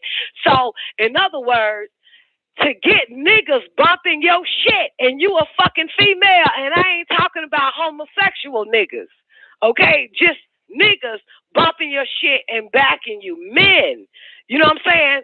Let's say from Jay-Z all the way down to them little ugly ass niggas that's out here now. From Future or whoever the fuck that's out here. From T.I., whoever the fuck. That means a lot. You know what I'm saying? Because this is a man's genre. It was men. You know what I'm saying? It was men. It was men. You know what I'm saying? So, of course, she never went to MC Light talking about I want you to hear my song. You know what I'm saying? I know she ain't. You know what I'm saying? I know she went to Latifah. I know she went to none of them motherfucking bitches. So, and for the record, if you check out Don NICOLEONE on the rap game, because that's been on that bitch consecutively now, God damn it, with Jermaine Dupri on Lifetime, it's out now. You can check it out. I don't know if it's going to be in that shit, what the fuck I say, but let me tell you something. Because I fucking know every goddamn thing when it's time for me to know some shit. So let me explain the scene to you motherfuckers, whether it came out or not. Angela Yee, I guess that's her name, the Breakfast Club bitch is there, I'm there, and a whole bunch of other motherfuckers there, radio, media, in this scene, right?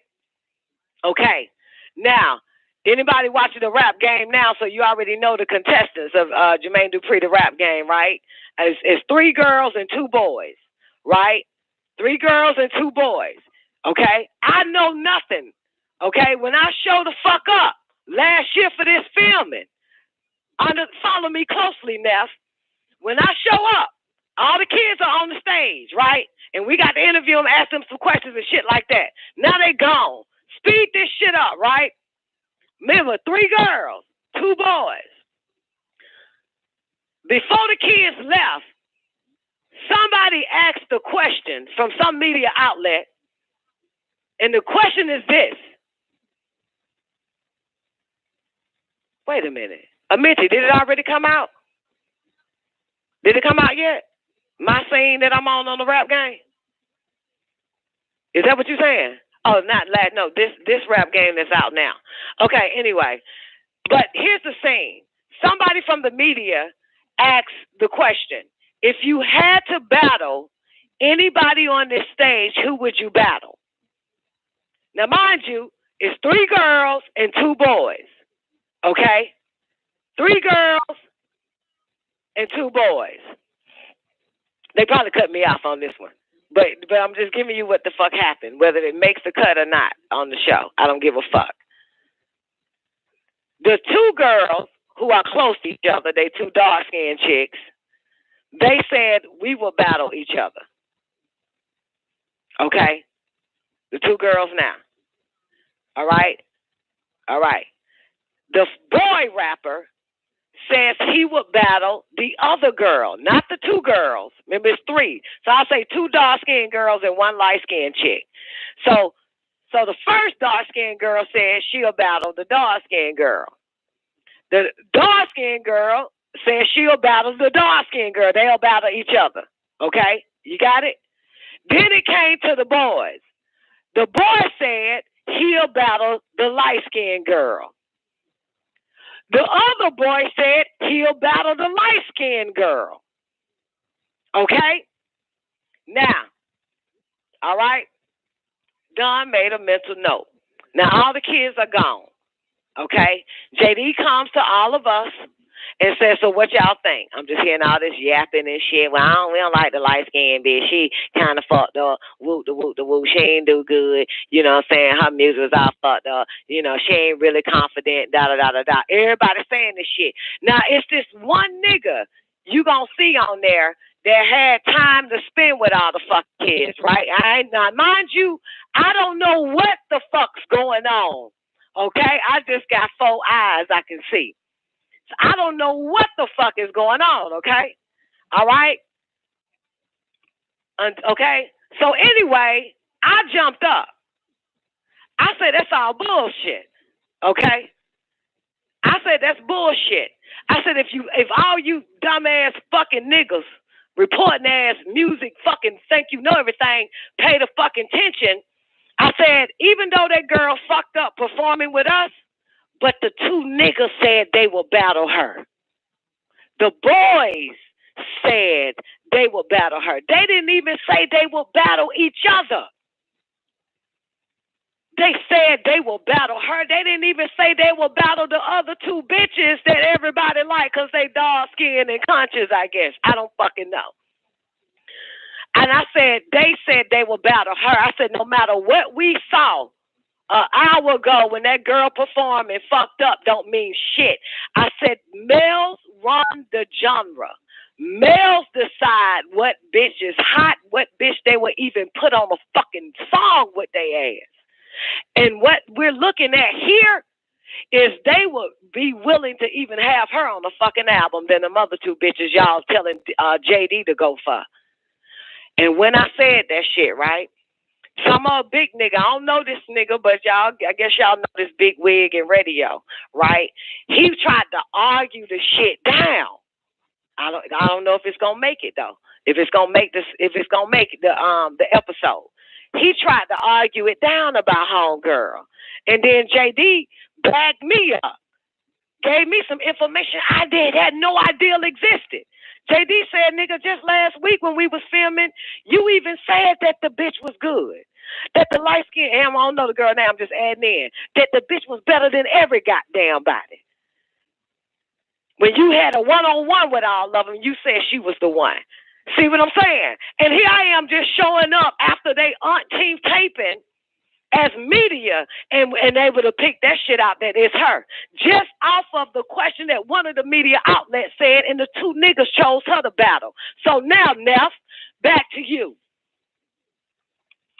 Men, yes, males, I don't give a fuck what La La Land some of you bitches believe in. Men decide for the woman, for the female, all males. They have to put that shit out, period. And I had to shut down the rest of the female motherfucking media outlets because them hoes stupid. I said, if you pay attention, men runs the rap genre. Whether they got no name or not. If it was 8 niggas outside right now and 2 bitches walk up rapping, it is based on what the niggas say about your ass. It's still based on that. Can you really rap? Can you flow? I'm going to turn you on to somebody the fuck else. Out of you got some shit. They run that. I want you on the album. I want you on the song. We can work together. You understand? They are the gatekeepers. So back to Cardi, I can understand it. I can understand that type of shit because you expecting, let's say, everybody or somebody come out on her behalf. You know what I'm saying? Some man rapper, a group of them, tell everybody to fall the fuck back. Congratulations, Cardi. Some big name ass motherfucker group of them. Come on, it's a plethora of black ass niggas in the hip hop fucking game that can come to her aid and make her feel fucking better. You know what I'm saying? While this other side of group ass hip hop niggas is shitting on her. Because the bitch put in time. The bitch did her shit. It's a motherfucker. That would hurt. You know what I'm saying? That would, I mean, shit. I mean, at least can goddamn, what's that boy name? I want to be a billionaire so fucking bad. That nigga, I can't never think of his name. I mean, nigga, can you do an Instagram? Can you say something? Can you tweet something, motherfucker? You know what I'm saying? Can you know, what's my boy name? Even though he outside the genre, but he decided to do a whole video on Cardi. Denzel Washington. I mean, goddamn. Can you shut it down for us, Denzel? Can you make her feel better, nigga? Because there shouldn't be that much hate coming from niggas. Because the moment niggas, male Negroes, start hating, bitches gonna jump on the same hate that a nigga got for a bitch. You understand? And I think that's why Ariana Grande felt very comfortable after these old black rapping ass niggas went against her. So Ariana Grande felt comfortable to go on and say that shit would go do her tweet. Yo, fucking Grammy was bullshit. Because she saw the black man do her in like that. Do Cardi and knew she could take a shot at her too. Yeah. So it's hey, that shit they're trifling. So ain't nobody coming to her. Ain't none of these big ass rap, big dick ass niggas can show her any love to squash the hate that the other rap ass niggas is shitting on. It's wrong. It's just fucking wrong. It's wrong. So yeah, I can see her unable to take it because these are big names going at her ass. I can understand that. Those are big names. Motherfuckers that probably inspired her ass. They are hating and jealous of her. You know what I'm saying? That's some wrong ass shit though. I can feel it. I always can put myself in somebody's fucking shoes. Because I can fit everybody's shoes. I can feel it. God damn it. Right. I understand that shit. Right. That would hurt. Right. I was just because you would expect that, you know, because of course we know that all rappers, nigga, black man rappers, right, don't appreciate a bitch any goddamn way. Let a bitch win. And that's what I'm saying, that never, and they just don't even, instead of not saying nothing, they decide to shit on her about it. You know what I'm saying? Right. And so thus, once they came out at her, then all the little itty bitty Instagram page ass low life bastards wanted to say something. Mm-hmm. You know what I'm saying? All the low life bastards waiting on some goddamn big name to shit on the girl. Now they goddamn taking shots, so it's easy. Now you got Ariana Grande. This bitch gets slammed every fucking day on social media. Figure, oh, this is my chance to say what I can say because, goddamn it, a whole bunch of big names diss her ass. Let me go on and diss this bitch and I can get away with it. But I mean, she took that shit down though. She thought she could. I guess it's like, you know, you hear niggas say nigga, and some white motherfucker say, well, let me say nigga. I think I can get away with it. Nah. She had to take that shit down though. Deleted that bullshit she put up. I just can't believe that they fucking mad that this girl won. You know what I'm saying? I just can't believe it. What the fuck? I just don't get it. I don't get. I just don't understand. Well, the fuck are you bad about that shit? Niggas been winning every fucking year since the Grammys popped off and gave y'all niggas a hip hop genre in the Grammys. I mean, goddamn. And then I don't even know how Queen Latifah, MC Light, they still living, right? They ain't dead yet, is it? Mm-hmm. You know, Salt and Pepper, whoever the fuck. I mean, come on, where the girls support at? You know? I mean, what her support at with you bitches? You know what I'm saying? No, we nobody's but Queen Latifah. Where your support at? You know, like, I mean, where, you know, why you ain't adding her on Instagram, on Twitter and shit? Congratulations, babe. Make her feel good, because we know niggas ain't about that shit. Right. You know, we know the black man, this nigga's the biggest lynch mob on the fucking planet. He got 1 million lynchers inside him. One nigga lynch you feel like the whole world just lynched your goddamn ass. That one nigga in your life. Brutal. Drag your ass. Hang your ass. But you just think even all the world-known bitches, you know what I'm saying, from past and present. Trina, whoever the fuck, I don't know all them hoes. Even the bitches that's on YouTube grinding right now, they got over 1 million, but ain't crossed over to mainstream.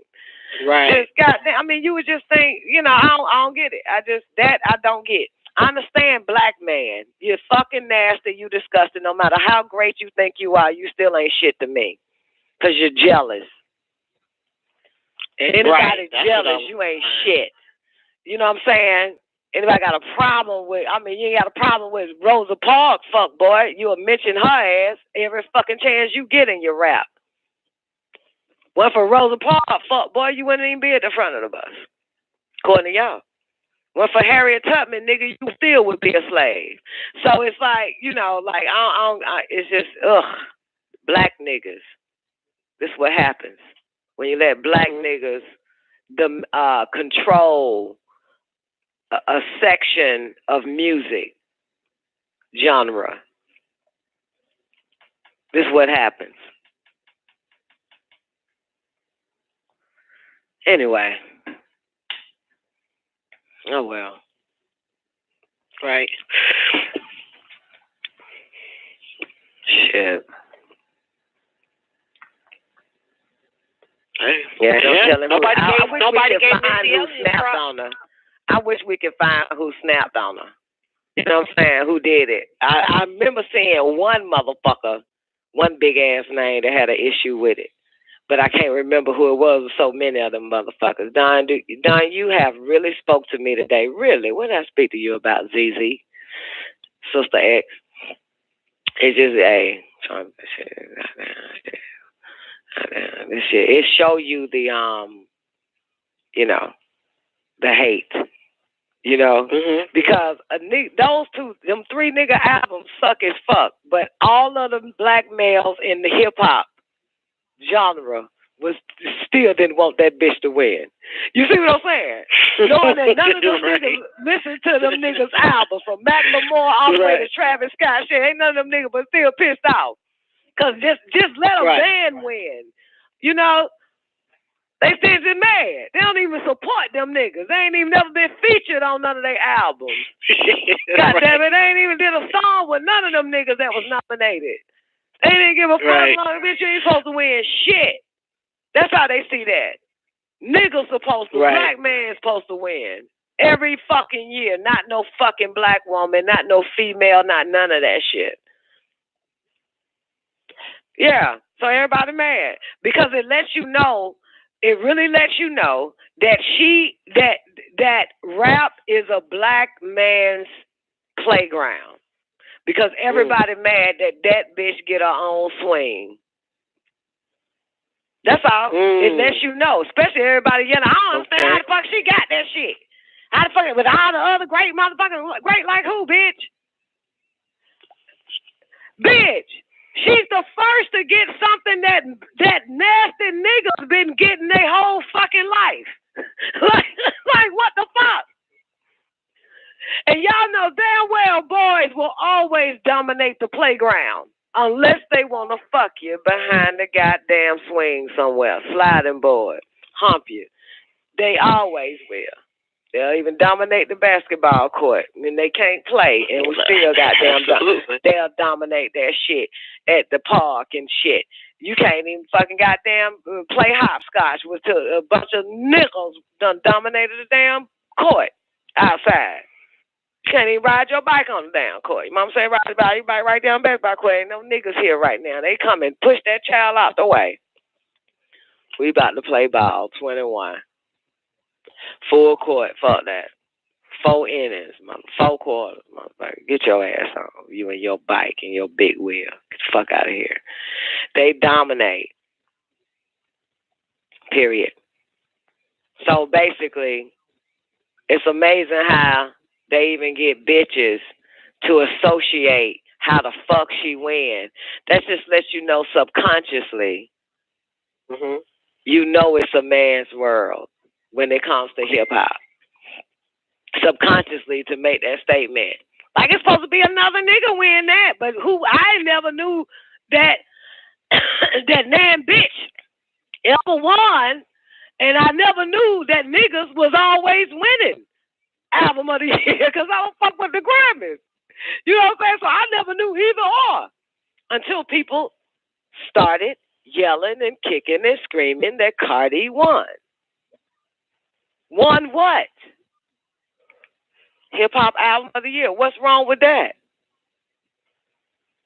What the fuck is wrong with it? I didn't know there was something wrong with it. What's wrong with it? Because a nigga's supposed to win. A nigga with a goddamn kickstand supposed to win that shit. You know what I'm saying? And to be honest with you, I don't know how far Grammy go back with hip-hop.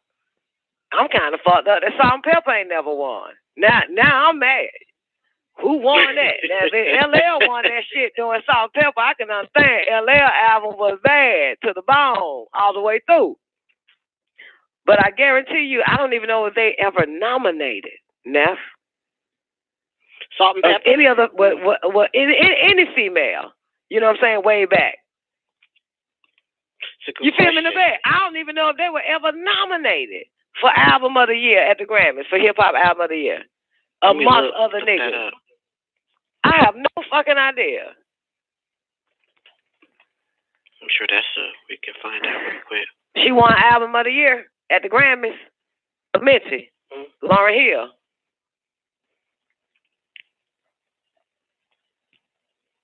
Yeah, she won a lot of Grammys, but I don't think it was it a hip hop genre? Because she did win a lot of Grammys for the Miseducation of Lauryn Hill.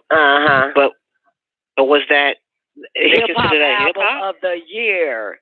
We talking about hip hop album. If she's the first female, if they say she's the first female to win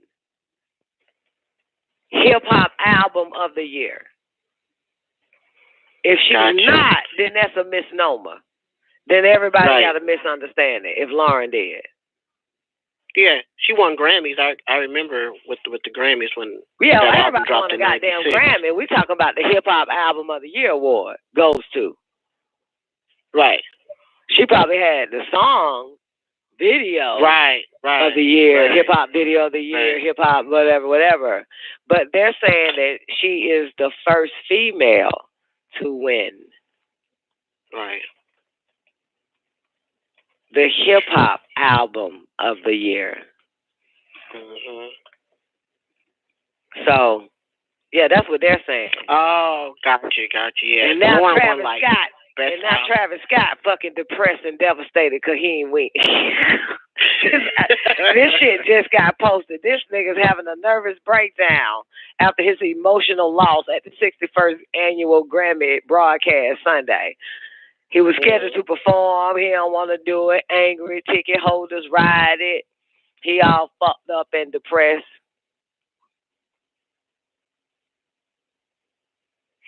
Oh, I see. She got R&B, Lauryn Hill. So they didn't even categorize that out. Yeah, we ain't talking about hip hop. Yeah, so she is the first. Anybody gonna just say she the first and not be the first? Right, you know what I'm saying? Yeah. Cardi is the first. Fuck it. Okay? To get the album of the year, hip hop album of the year award. So, shit. That's what we're talking about. Because niggas been getting it. And everybody mad now because the nigga supposedly got it. And everybody saying they don't understand how she get it. Well, bitch, listen to every nigga album that came out and plus hers, and you'll fucking know why. Right. I've been a goddamn question since y'all love hip hop, and you love hip hop that much, you should be a goddamn scholar. You should study it. You should weigh every album that dropped and with hers, and you'll find out what the fuck it is. Yeah, you might like 3 songs off of each album that dropped, but all her songs is a banger, back to back on that album. And that's the first fucking album I listened to all the way fucking through, man. Paused that shit when the phone rang and went right back to it. I said, that shit hot. Because my daughters wanted me to hear it because they know I got good ears. They wanted me to hear it. Have you heard it yet? Nah, man, I will. Give me a minute later on. Call me back. Did you hear it? Nah, man, I'm still busy, man. I'll listen to it. I promise. Because I want to know what you think. Y'all ain't got children like mine yet. So, yeah. So they want to know. So I finally took the time out and played the whole album. I said, damn, that shit hot. Because I'm a good critic. I said, that shit banging. That shit that new, fresh, different. Fucking back to back. It's bad. Back to back. Oh, yep. And then I started playing it over and over again in the after party. That's right, Zena. Only because when I would see somebody pop up that didn't hear me play it the first time from my own ears, I say, have you heard Cardi B album? No. And then I say, let me play it for you. Because then, to hear it again. I still would like to hear it again. And you know what I'm saying? Well, let me play it for you, even though I'm listening. You know what I'm saying? Because I do try to find fault in music. You know what I'm saying? In a song, in everything, in the lyrics, in the delivery. I do. I look for fault. And that is no fault in none of that. I couldn't find no fault in the whole album. In the whole album, that shit is a banger. And very rare, you'll find the whole album a banger. 2 or 3 songs, on the album is a banger. You got your favorites. But to listen to it now, and you're not a fan of the motherfucker. See, once you become a fan, that's different. You'll suck shit out their ass, okay? So it don't matter what they drop, you're going to consume it. But I'm not a fan. You know what I'm saying? So there's a difference when you're not a fan and you're just going to listen because somebody asked you to listen to the album, listen to something.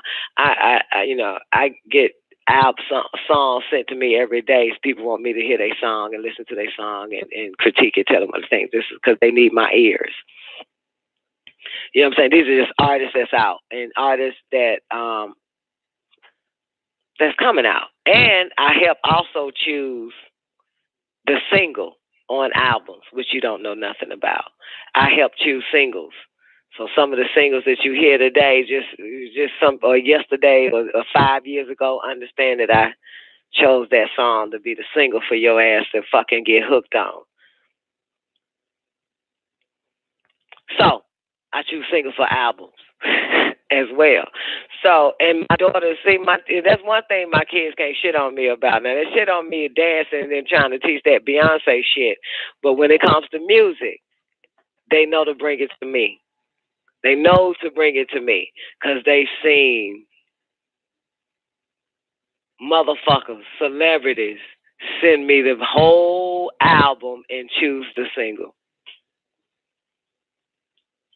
What I think. You know what I'm saying? Managers, all of them. So they know I got the ear. They know I got the ear. It bangs all the way through. It bangs. Her shit banged all the way through. All the way fucking through. Her shit banged. And that's what they want to know. What you think?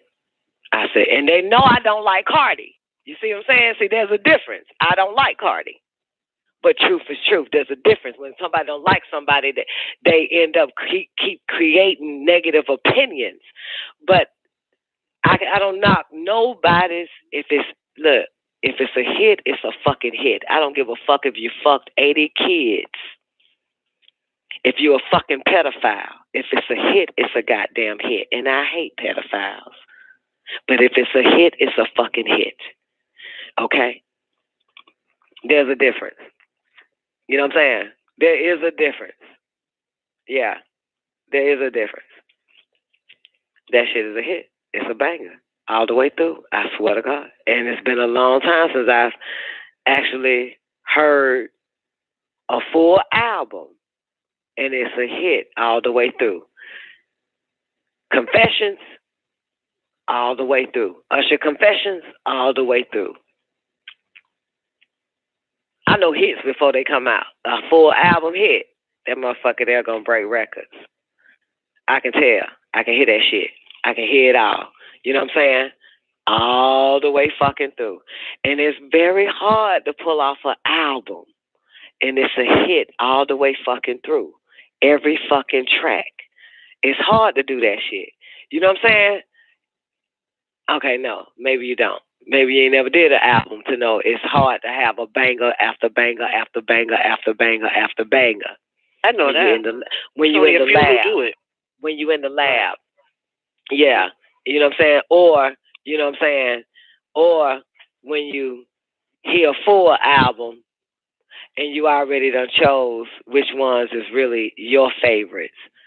You know what I'm saying? But not all of them as a fan, as a listener. And yeah, so, you know, you got your favorite songs off the album as a fan. You know what I'm saying? But then, you know, that whole album is banging and you're not a fan. That's the difference. And you're not a fan. You ever been a fan? Well, a fan will take whatever the fuck you give it and consider that shit gold every fucking time. It doesn't fucking matter. A fan will suck it up. But to give it to a non-fan who has the ear to hear if that shit pops all the way through or not, and does not prejudice, OJ. It's not prejudice. Because when it comes to music, I'm really not prejudiced. You know what I'm saying? Because I'm big on talent and gift and delivery and all that other type of shit. I've done judging. Okay. When it came to music, I was one of the judges sitting next to the fucking president of UGK, judging artists. Okay. Sitting next to the president of motherfucking Warner Chapel. Okay, sitting right next to as judge. So don't ever go toe to toe with me. You know what I'm saying? They need my ear as well as they need goddamn Simon, whatever the fuck that nigga, American Idol presence.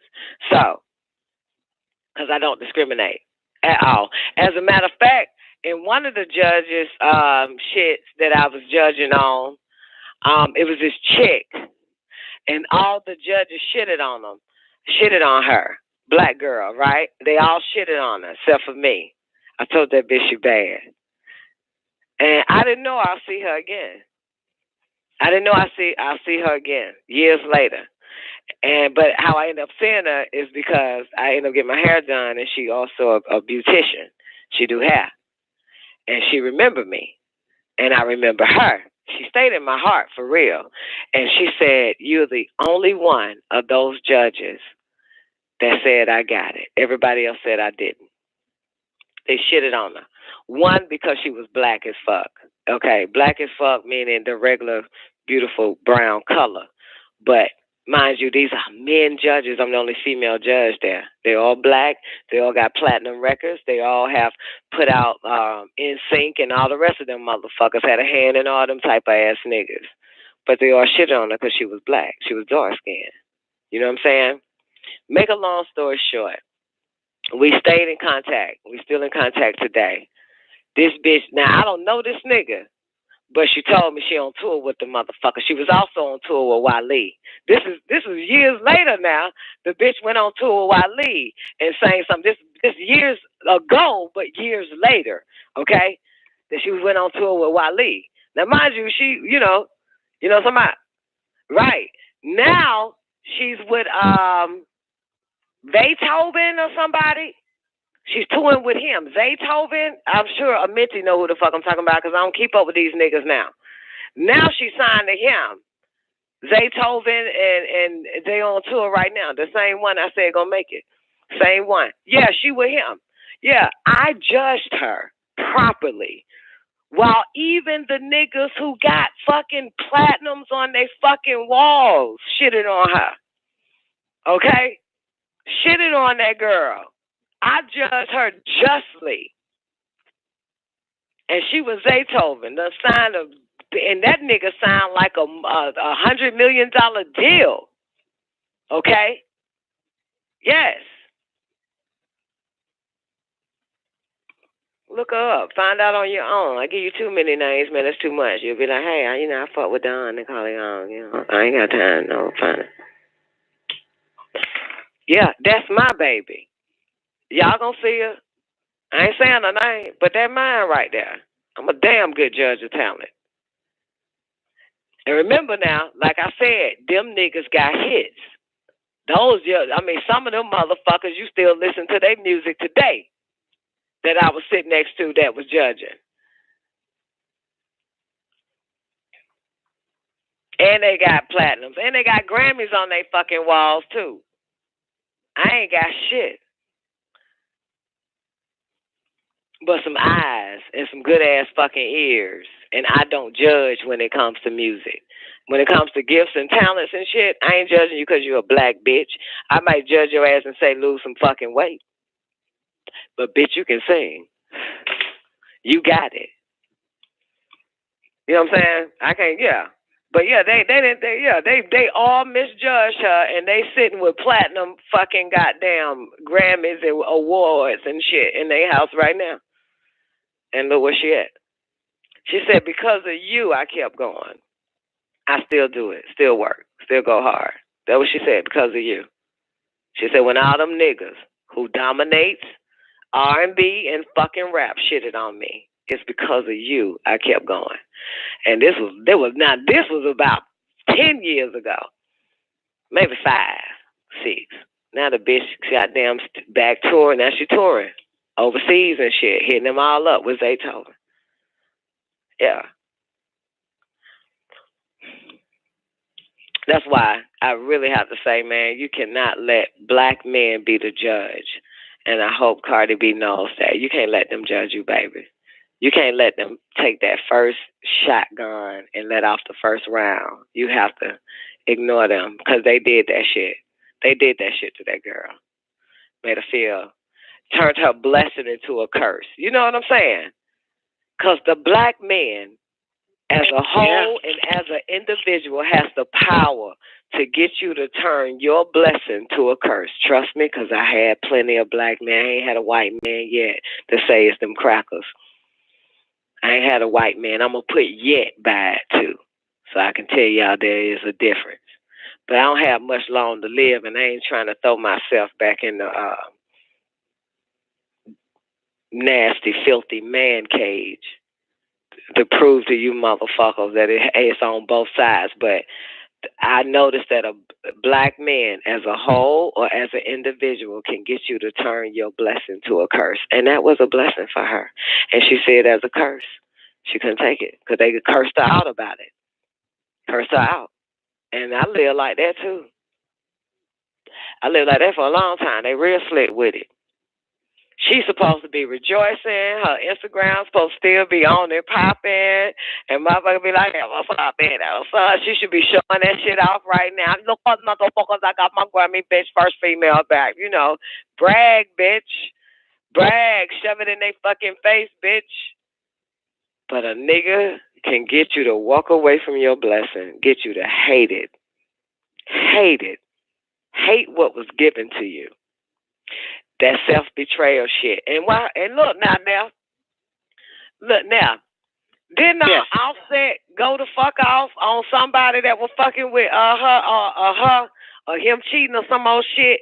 This nigga ain't even defend her. Her own baby daddy, old fake ass fiance ass nigga ain't even shut it down. Okay? Right. Ain't even came on her behalf.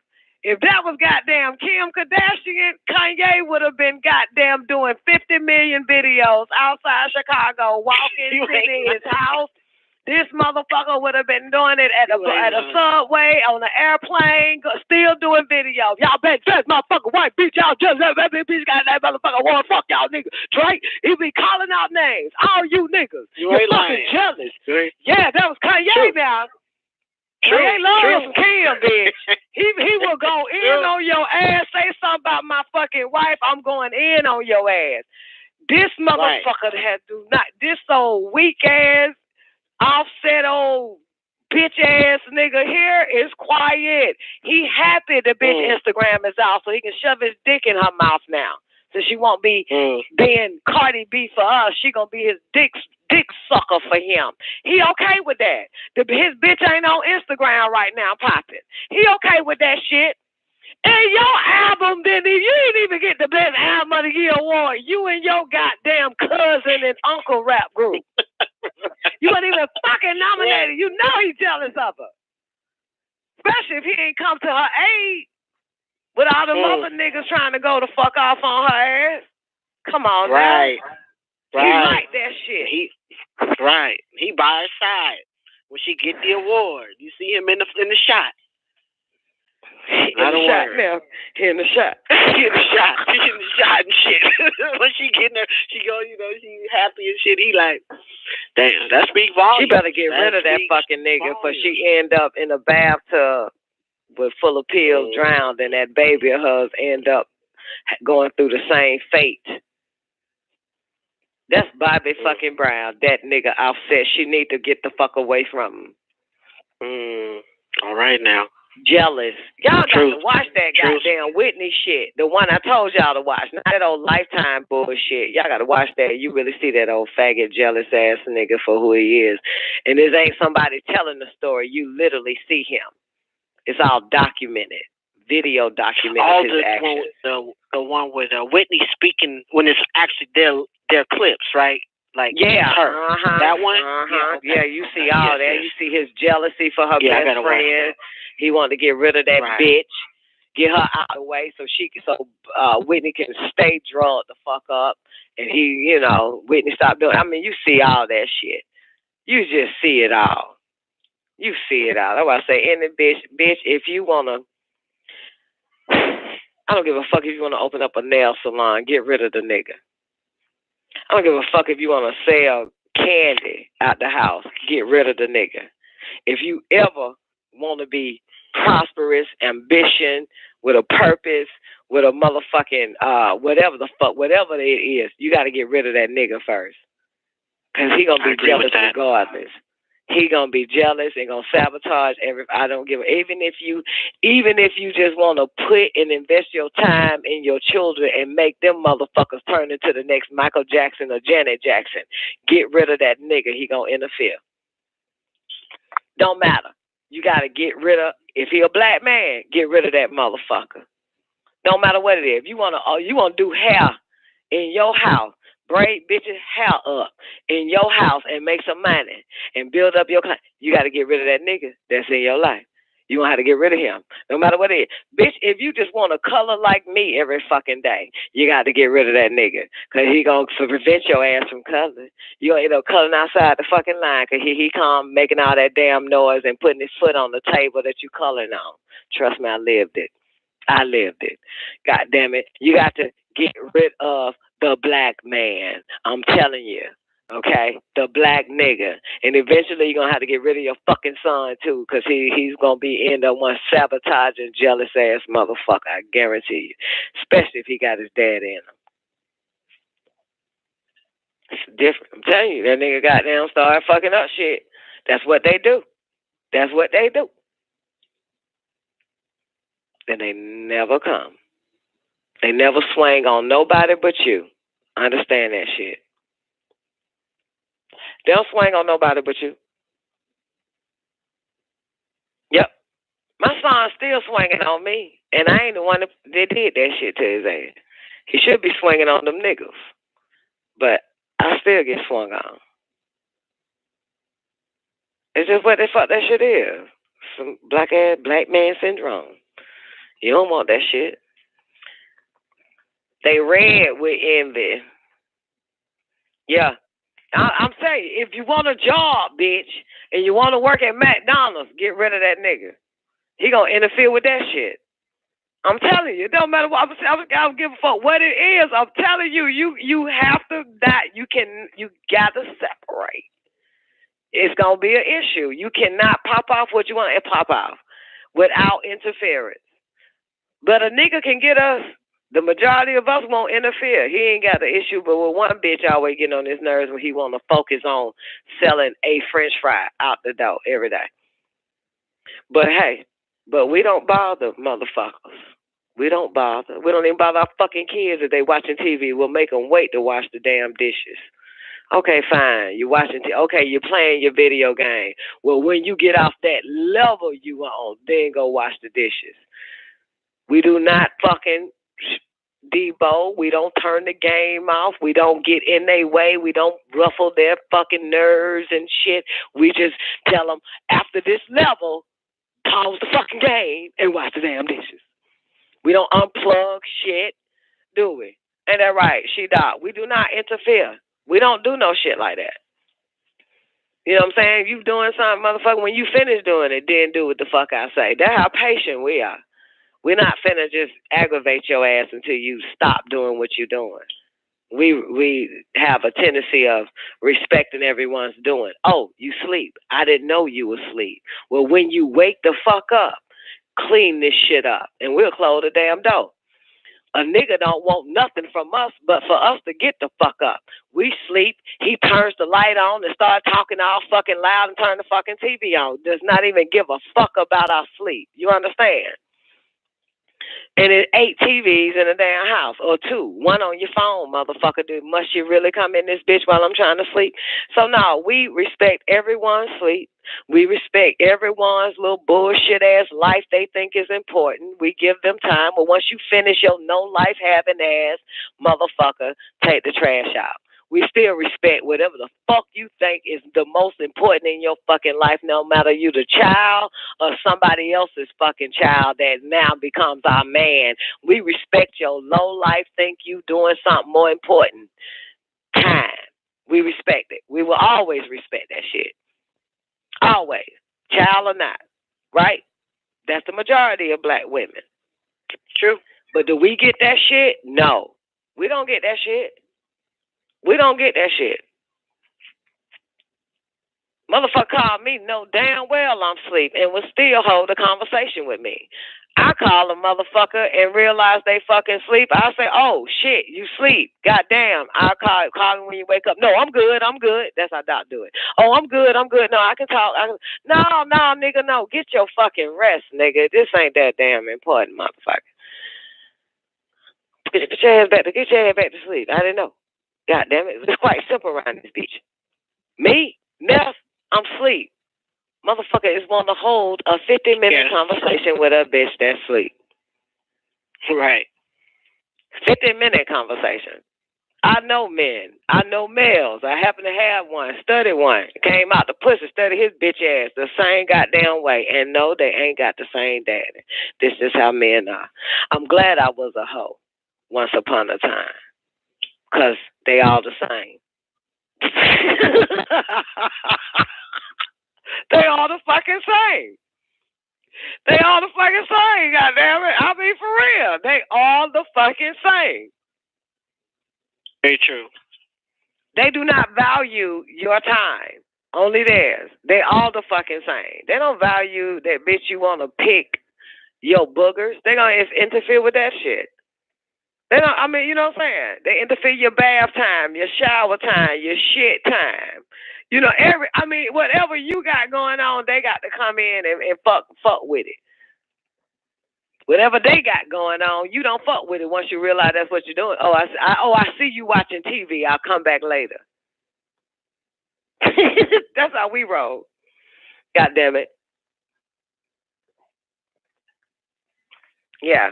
So, women, bitches, your daughters, whoever the fuck, if you got something in mind for your fucking kids, keep the nigga out of it. If you got something in mind for yourself, keep that nigga out of it. Keep him out your life. Now, if all you want to be is some man's servant, then keep one with you and serve him well. But you cannot serve yourself and see some investment in your children without this motherfucker interfering. It ain't gonna work. But a wife, a woman, a girlfriend, whatever the fuck you say you are, fiance, you got to serve that nigga. And if God gives you an ounce of an idea, of a worthy idea, you're going to have to get rid of that nigga to pull it off. That's all I'm saying. You have to say, babe, we're going to have to separate. God just gave me a worthy idea. God damn it. And I'm about to see if I can pull this shit, but I know your ass gonna interfere once I get in my zone, once I focus, motherfucker. It ain't gonna work. You gotta go. You gotta keep the dog out. Keep the dog out. He barking too loud and you need to focus. They start barking. I'm telling you, they bark. Ruh, ruh, ruh, ruh, ruh. You already got the fucking kids barking. This nigga barking. Kick him out first. Kick the big dog out. 678, you can't kick the kids out unless you me and get away with it. 678-614, come on in. You're on the Don Nicoleone show. Oh, 678. Oh, hey, Don. Hey, what's up, babe? How you feel, man? You got it, boo. I didn't press in, but I'm just sitting here listening with my daughter Leah, and we're enjoying the show as usual. Oh, well, that's an honor. I'm glad y'all enjoying this shit. So you heard my little hip hop rant? Yeah. And you know, I had a little something to say about that. I think going back to Cardi B, I think the rap game is an art where you're respected as a spitter. You know what I mean? Because she can't really spit off the top of her head, I think that's why they're not giving her no love for the award. What you think? Mm-hmm. Well, yeah, I mean, see, that's the difference because when rap hit us as individuals as growing up, it was all about freestyling and all that type of shit. You know what I'm saying? Our children, well, mine, okay, since I've had many in the 90s and in the millennial, they grew up a little bit different. You know what I'm saying? In other words, we would have to if we know when we were young, and we all lived in different states, by the way. I'm in the South, you probably up there in New York back then. You know, nigga, I can rap. They say spit, freestyle something. Let me hear some shit off the top. That was your auditioning in the hood, but not to goddamn Warner Brothers, not to Warner Music Group, motherfucker, not to Motown, not to goddamn fucking Sony, nigga, not to Atlantic Records, not to, you know what I'm saying, not to none of that. You know what I'm saying? Right. But for the hood, yes, I remember having to do that shit in school and battle off the top and all that type of shit. But this is different. The business is different from the streets, from the projects, from outside, from in the circle, from all that type of shit. Oh, you can rap, let me hear you freestyle. This shit different. But goddamn it, the machine is looking for the whole package here, looking to print billions, not looking for them same niggas to validate you. Once you in, you've already been validated. You are the artist now. See, there's a difference between somebody that goes around and I say what you do, and they say I rap. No, you rap in the streets. You rap in circles. You freestyle with a group of motherfuckers. No, we don't say we rap. We say we are an artist. There's a difference. So, you know what I'm saying? So in the music side, they're looking for artists. Ain't nobody looking for no fucking rapper but your lazy, your sorry ass, claiming yourself to be one or wanting to fucking rap. But in the business of the machine of music is looking for artists. Is looking for the next big thing so that they can make more money, and they're looking for the star. You know what I'm saying? But they're looking for, you know what I'm saying? So my question is, I remember Puffy, money. Right, because Puffy would always tell the story of how he found Big, right? Or Biggie in him. He would tell that nigga to spit. Right. So I'm saying, so has the A&R game changed then? That's the New York shit, though. Because he's still a New York hood nigga. Spit, freestyle, say something. I mean, everybody does that.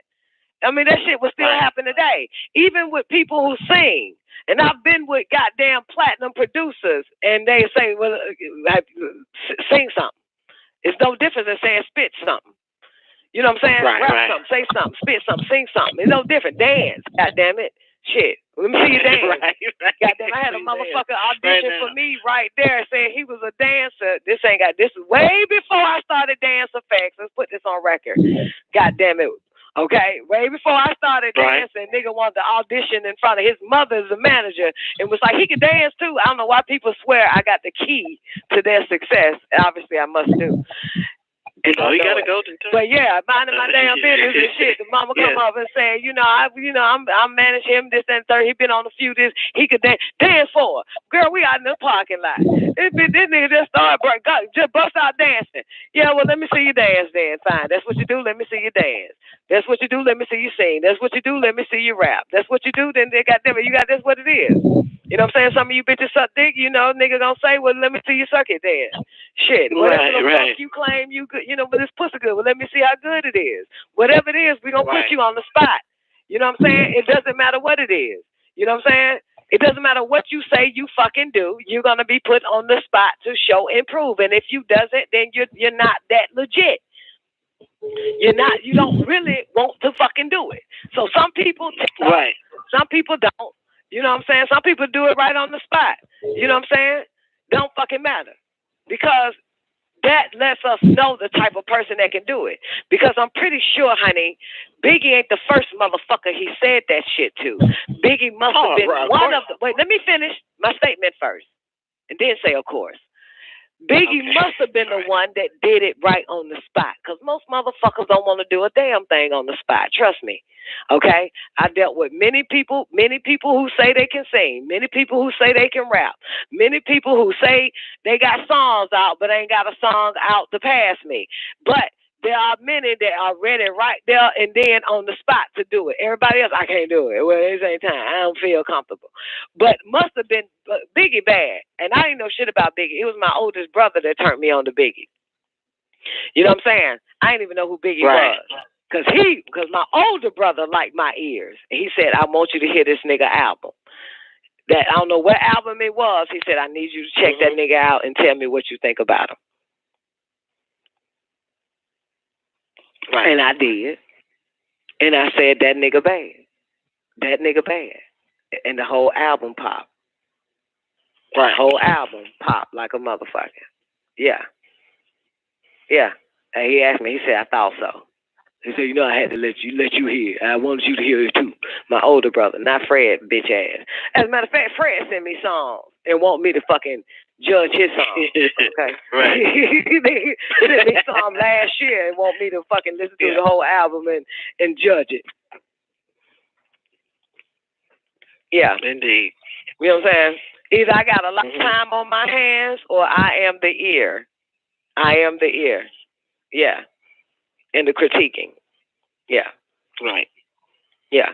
So, but I think that's what that is, though, Tammuz. You know what I'm saying? Because we're so old and seasoned into, let me hear you spit, let me hear you this, freestyle, say something, that, third. Oh, Shawty good. How you know Shawty can rap? Because I heard a freestyle. I heard him freestyle. That's how they do that shit. That's how it always has been. You know what I'm saying? And then when the machine took the rap genre, if it wasn't for the machine, I swear to God, y'all rap hip-hop genre would still be grassroots, like a lot of these other genres that's been trying to take off way before hip-hop took off. When they took hip-hop, your Jews and your fucking Asians, Sony and all of them, this is what you're looking at now. So you still stuck somewhere like hip-hop is grassroots. And it's no longer grassroots. Hip-hop is mainstream. It's all over this motherfucking world. It's even in caves. It's in Shambhala. It's in Agartha now. It's on Mars, motherfucker. It's everywhere. So you don't have a say anymore. Okay? Ain't nothing you can say. You don't have a say. So them old school rules does not apply because the moment the big machines took the genre and made it what it is today. All your little old commandments and your way of life, how rap should be and who should be in it, your old little how cliquish that shit is, does not exist no more. Well, we need to put that memo out. We need to put that memo out because they still judging on the street rules. Yeah, well, but see, and the street ain't the judge. That's true. That motherfucking listen, we were putting tapes in Sony before Sony started owning nigga songs. We were putting tapes, listening to Run DMC in a Sony record player. You know what I'm saying? In a Sony radio. Okay? Wow. Now Sony has the shit on lockdown. You know what I'm saying? Okay? We were watching Warner Brothers as far as movies are concerned. Now Warner Brothers got your fucking hip hop genre. You don't have a fucking say. Warner got it. Sony got it. Shit, a whole bunch of motherfuckers. Universal got it. We was watching fucking Universal on television. And now Universal got your fucking rap nigga genre on lock. You don't have it anymore. It's not ground rules.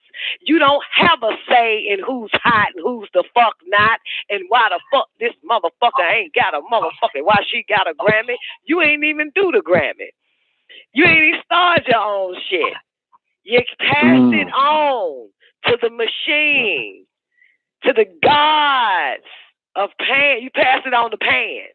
You gave it to Pan. You gave it to goddamn Quincy. You gave it to Clyde. You gave it.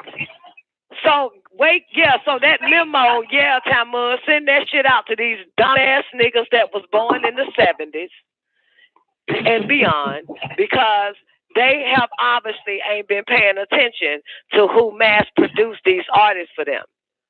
They ain't been paying attention. They're lost.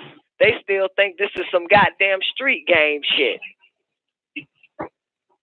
Yeah. They still think it's project shit. It's just grassroots. No, hip hop is bigger than pop. Hip hop is bigger than rock and roll. Everything now is hip hop. You hear rock and roll in hip hop. You hear country now in hip hop. Not hip hop in country, but country in hip hop. You hear every genre that R&B in hip hop. Basically, the whole fucking music world is hip hop. It still got you thinking it's pop on this side, rap on that side, country on that side, rock on that side, blues on that side, R&B on now. It's all fucking hip hop. All hip hop. You know, there's a lot of music that these white boys are rhyming and it sounds so dope. So you're right. Everything is rhythmic. Everything is rhyming. It's dope now. Yeah. So no, you niggas ain't got hip hop the same way BET ain't really black entertainment. It belongs to the motherfuckers in Japan.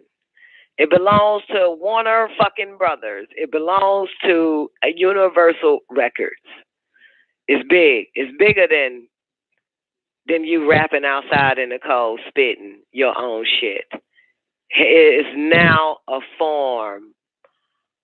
It makes up the planet now. You know what I'm saying? It's part of the Intergalactical Confederation. You don't have a say. Let's do it that way. Got it. So yeah, something that was just for fun has now been taken over. You know what I'm saying? Just like breakdancing. They have they're making goddamn billions of dollars off of popping and locking now by setting up television shows so you think you can dance and all of that all around, even in Japan, in Europe. They're doing your dances you would do in the streets on the cardboard or in the basement. They're now making money off your dancing.